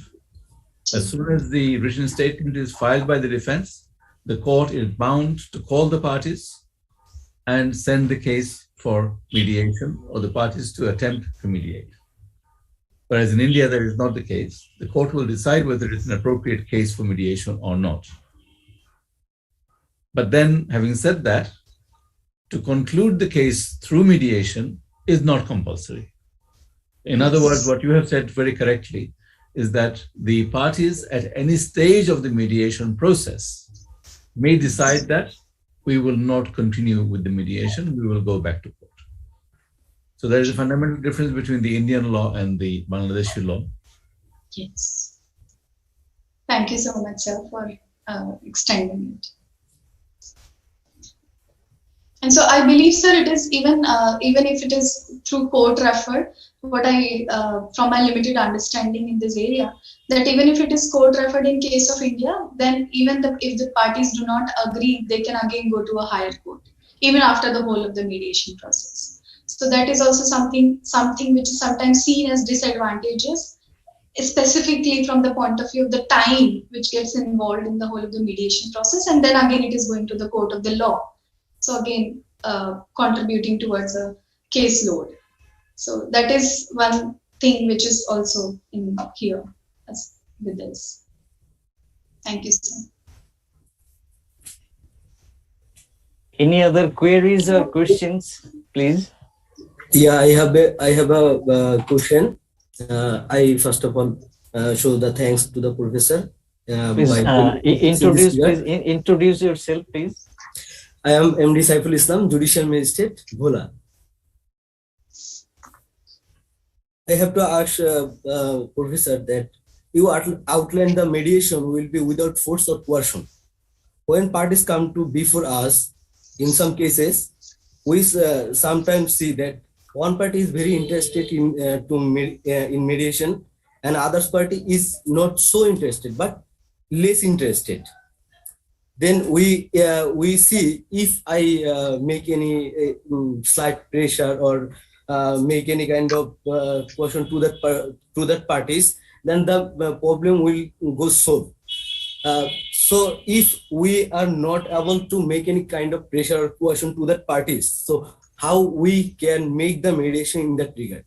My question is that without any kind of pressure to the parties, how we can solve that type of problem? You said the concept of mediation. Mediation will be voluntary, voluntary, and generally both parties will be very interested. But maximum time we see that one party is very interested and other parties is not. So my question is that how we can create some kind of pressure to solve that problem. Indeed, a very, very interesting and intriguing question, sir. What I believe is that if there is a case wherein one party is interested and because of certain reasons the other party is not showing any interest, then probably, because as a mediator, I believe we cannot, obviously in that case also we cannot exert any pressure on them. But maybe what we can do is to have a meeting with the parties and discuss about what could be the possible advantages of this mediation. How that would be more advantageous for them before going ahead with any other process of dispute settlement. So that is what I believe, that it will actually help in breaking that ice which the other party might be having, who is specifically not interested in mediation. So getting to know from them that what is that which is creating a kind of barrier probably could help. And also as a mediator, our role would be to discuss about the advantages of this process and how can their perception about this process can be changed probably by that mutual discussion and getting to know about their idea of how they are preferring for the dispute or conflict to be resolved. Because knowing that is probably something which is going to help us to identify how are we going to move ahead with it. And also telling them that why sometimes the question is like why the other party is interested in going for mediation if the case is that the second party is not interested. So even knowing that why the other party is interested, what the interested party's needs and interests are, and then also knowing about the needs and interest of the second party who is not interested, can probably help us to find a way out and also break that ice which is there or becoming a barrier in going ahead with the mediation thing. That is what I believe. I don't know, maybe some senior people who are more experienced and expert in this area can provide some more meaningful advice. But this is what I believe, that we cannot create any pressure or coerce them for sure. But communication again is the key for that. Thank you so much. But I want to say that after a long time counsel, both the parties, Jay. Then what would be happen? Then we can create after long time counsel to solve that problem. But problem is not solved. One party is go otherwise without solving that problem. But if he wants slide, then it would be solved from mediation. After long time counsel, what would be happen? Okay. So in that case, were you able to find out that even after the long time of counseling and all sessions you have had with them, why they were not interested in mediation? Have they hired any professional lawyer or whom they feel that or any other way they have identified which is going to help them in a better way? Were you able to ascertain that? Sorry. So were you able to identify that after so many counselings and all which you are saying, why were they not interested in mediation? Well, I just want to know that were you able to identify the reason for them not preferring mediation over anything else? Yeah, we find out the reason. And we try to solve that after a long time counsel without their disagreement, point of disagreement. But after a long time counsel, that problem are not solving. Then we can create a pressure, slight pressure. It's not a pressure, but to solve that problem, we just try to solve that problem. So through mediation, mediate that problem. That time we can create slight pressure that do solve that problem for one parties. Okay, so I'm actually unable to understand the exact problem which was identified of them not preferring mediation. But maybe I don't know. I'm sorry. Then Maybe I can help a little. Yeah. I can try to help. You see, in some cases, you will find that one party is sitting in an advantageous position and therefore do not want to settle. The delay is in their favor. It brings them at an advantage. So they will try this way or that way, any way possible, to delay the whole matter as long as possible. And these are the people who will not agree to mediate because they can take it to court and they know that it will last for years, decades. But here, what I might suggest to the learned judge is that, look, certainly you cannot coerce people to mediate. But what you can do is encourage people, the parties, by giving the disadvantages of going to court. So, for example, if you tell the parties that you go to court, yes, you may be sitting on an advantage, but the cost of 20 years of providing your lawyer with fees is going to be a big amount of money. See, the best example of parties not going for mediation is in the case of Ortarin Adalot cases, the monetary cases, the bank's cases. The bank knows that they are sitting on a good position in law. They know that in law, they will get their demand by way of decree in the court because it is a mathematical equation. Their computer says so much loan taken, so much interest, and this is what you owe me. And the law or any court cannot deny that if they implement the law provisions properly. But what the banks must be made to understand is that you are owed, let's say, 10 million today.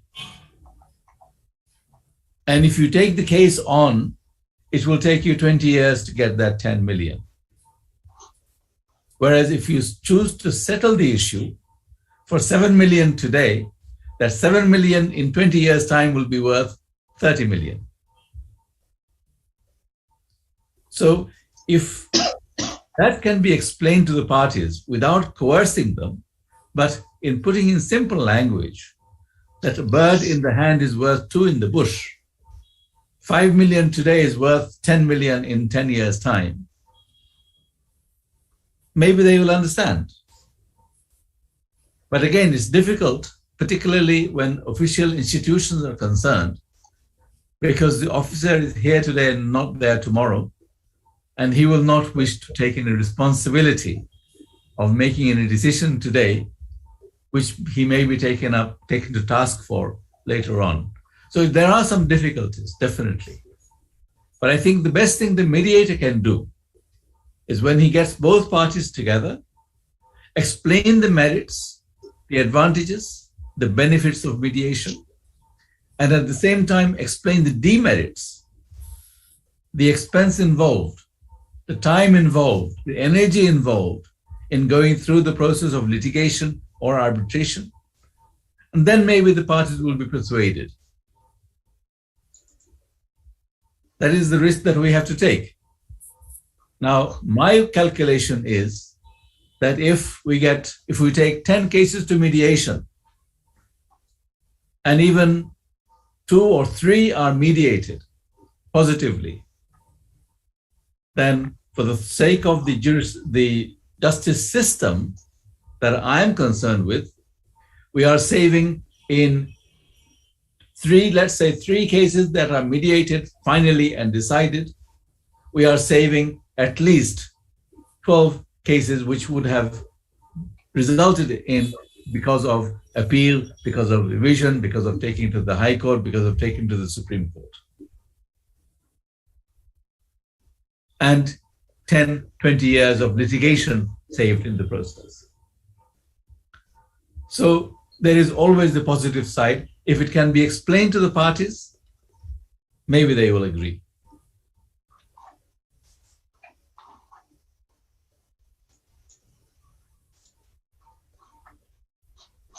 Yes, and if I may add to this, then as we have seen, very rightly pointed out by Honorable Justice, that we need to very well explain about the advantages of the mediation process and simultaneously the disadvantages of going ahead with the any other kind of process.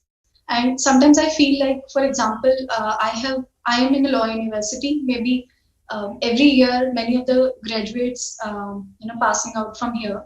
And say, suppose tomorrow, if I have a legal need or legal problem which needs to be resolved through a legal process, and suppose I feel that because I have my own student as a lawyer now, might be practicing from last some years, and she knows me well, and I know her well and all, and therefore I would not prefer going ahead with mediation, because I feel that I have a good lawyer and whom I can trust upon, whom I have a faith on, and who will be actually. So might be my assumption would be that she would be able to win the case for me, right? So it's also more about the faith in the system, the accessibility to it, and the feasibility of the process, and so on.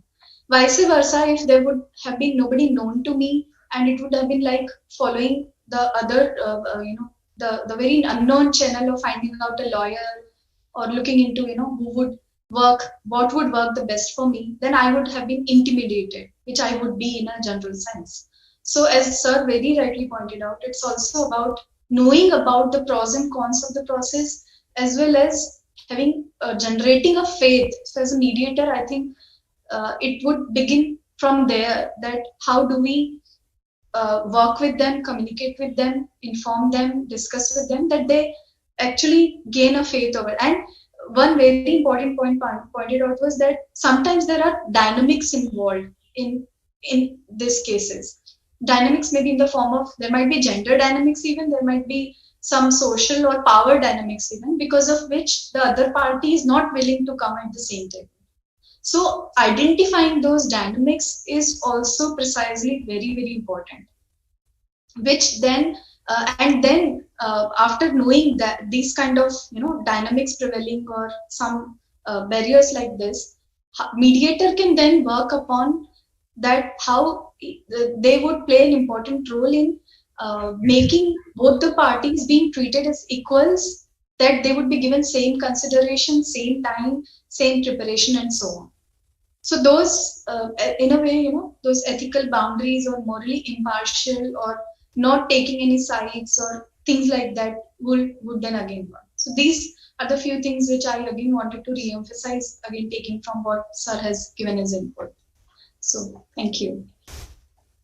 Thank you, sir, and thank you so much, Professor, in this regard. Thank you. Thank you. I have some query about. Yes, sir. Please go ahead. Hello. Yes, sir. Please This is Noor Alam Nipu, district judge equivalent officer. I have no question, because you know that raising question is so much hard, because you have collect your understanding conflict and concept of mediation. You know that these two topics are limelight of our mediation system, because we have to first know that this this chapter. So you have heard, you are researcher of this course, and we are the participant, because your deliberation is quite helpful for ours, but our you know that our memory when we have aged, then our memory becomes less by less. If you and you know that the main legal every legal terms, if every legal terms emphasis the many problems of our litigant people, and you know that if it is possible, if it is possible for you, because you have hard worker, you have collect many points about that. If it is possible, if you deliver your slide and your lecture sheet and chart, is every items is very much helpful for our mediation program.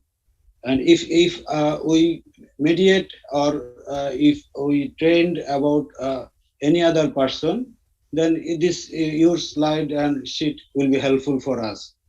If it is possible for you, if you deliver your slide or chart through our organizer among our participants, this is very much helpful, because after 10 years or 20 years, we have lost our memory, but your slide, if in front of us, then it is very much helpful for mediation program. Thank you. If it is possible for you, or if it is not possible, then we have no objection. No, sure, sir. I'll do that. That's actually really encouraging. That whatever. So it took really a lot of time to search for the images for each of those words, Yes. because I myself don't want it to get into those legal jargons, and I'm not even the right person to use them, because I do not belong to this. Very frankly, so I tried my best that I use most of the figures and images, and I'm really happy that that they clicked you. And the objective of starting with the first image, this discussion, was that only. So I'll be happy to share with that. No issues, sir. Yes, thank you. Thank you. I think we have no other queries or questions. I think it's So- obvious that Judge Alam is trying to Yes, sir. develop a career after his retirement from service, because that's when he's going to lose his memory. Yes, I sir. hope he will not lose his memory before he retires. It sounds like that. Sir, sir. So I think I want to say, yes, please. I want to say, sir, after long terms, we have recollect our memory from from her slides, sir.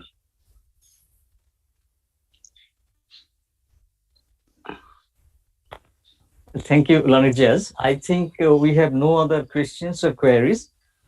So I'd like to thank Ms. Apurva Patel, our trainer, accredited mediator. Ms. Patel started her discussion displaying a thought-provoking picture in the morning.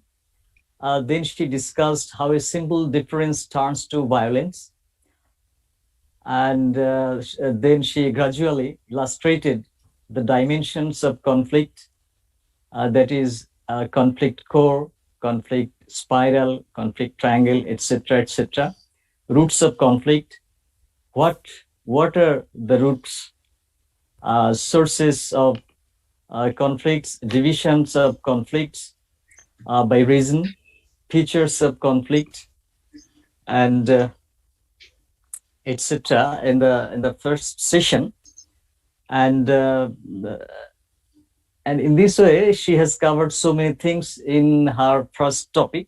In the second topic, she gave us the idea of types of idea like negotiation, arbitration, mediation, then concept of mediation, role of mediator, confidentiality, contract binding upon disputing parties, principle characteristics of mediation, principles of mediation, principle of confidentiality, advantages of mediation, effectiveness of mediation, importance of communication, etc.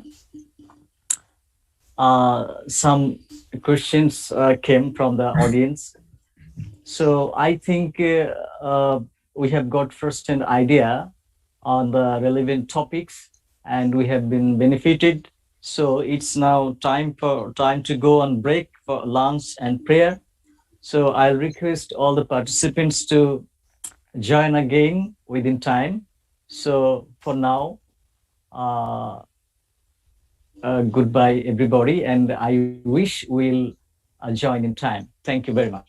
2:30. 2:30. In time means 2:30. We'll start our second session. Thank you very much.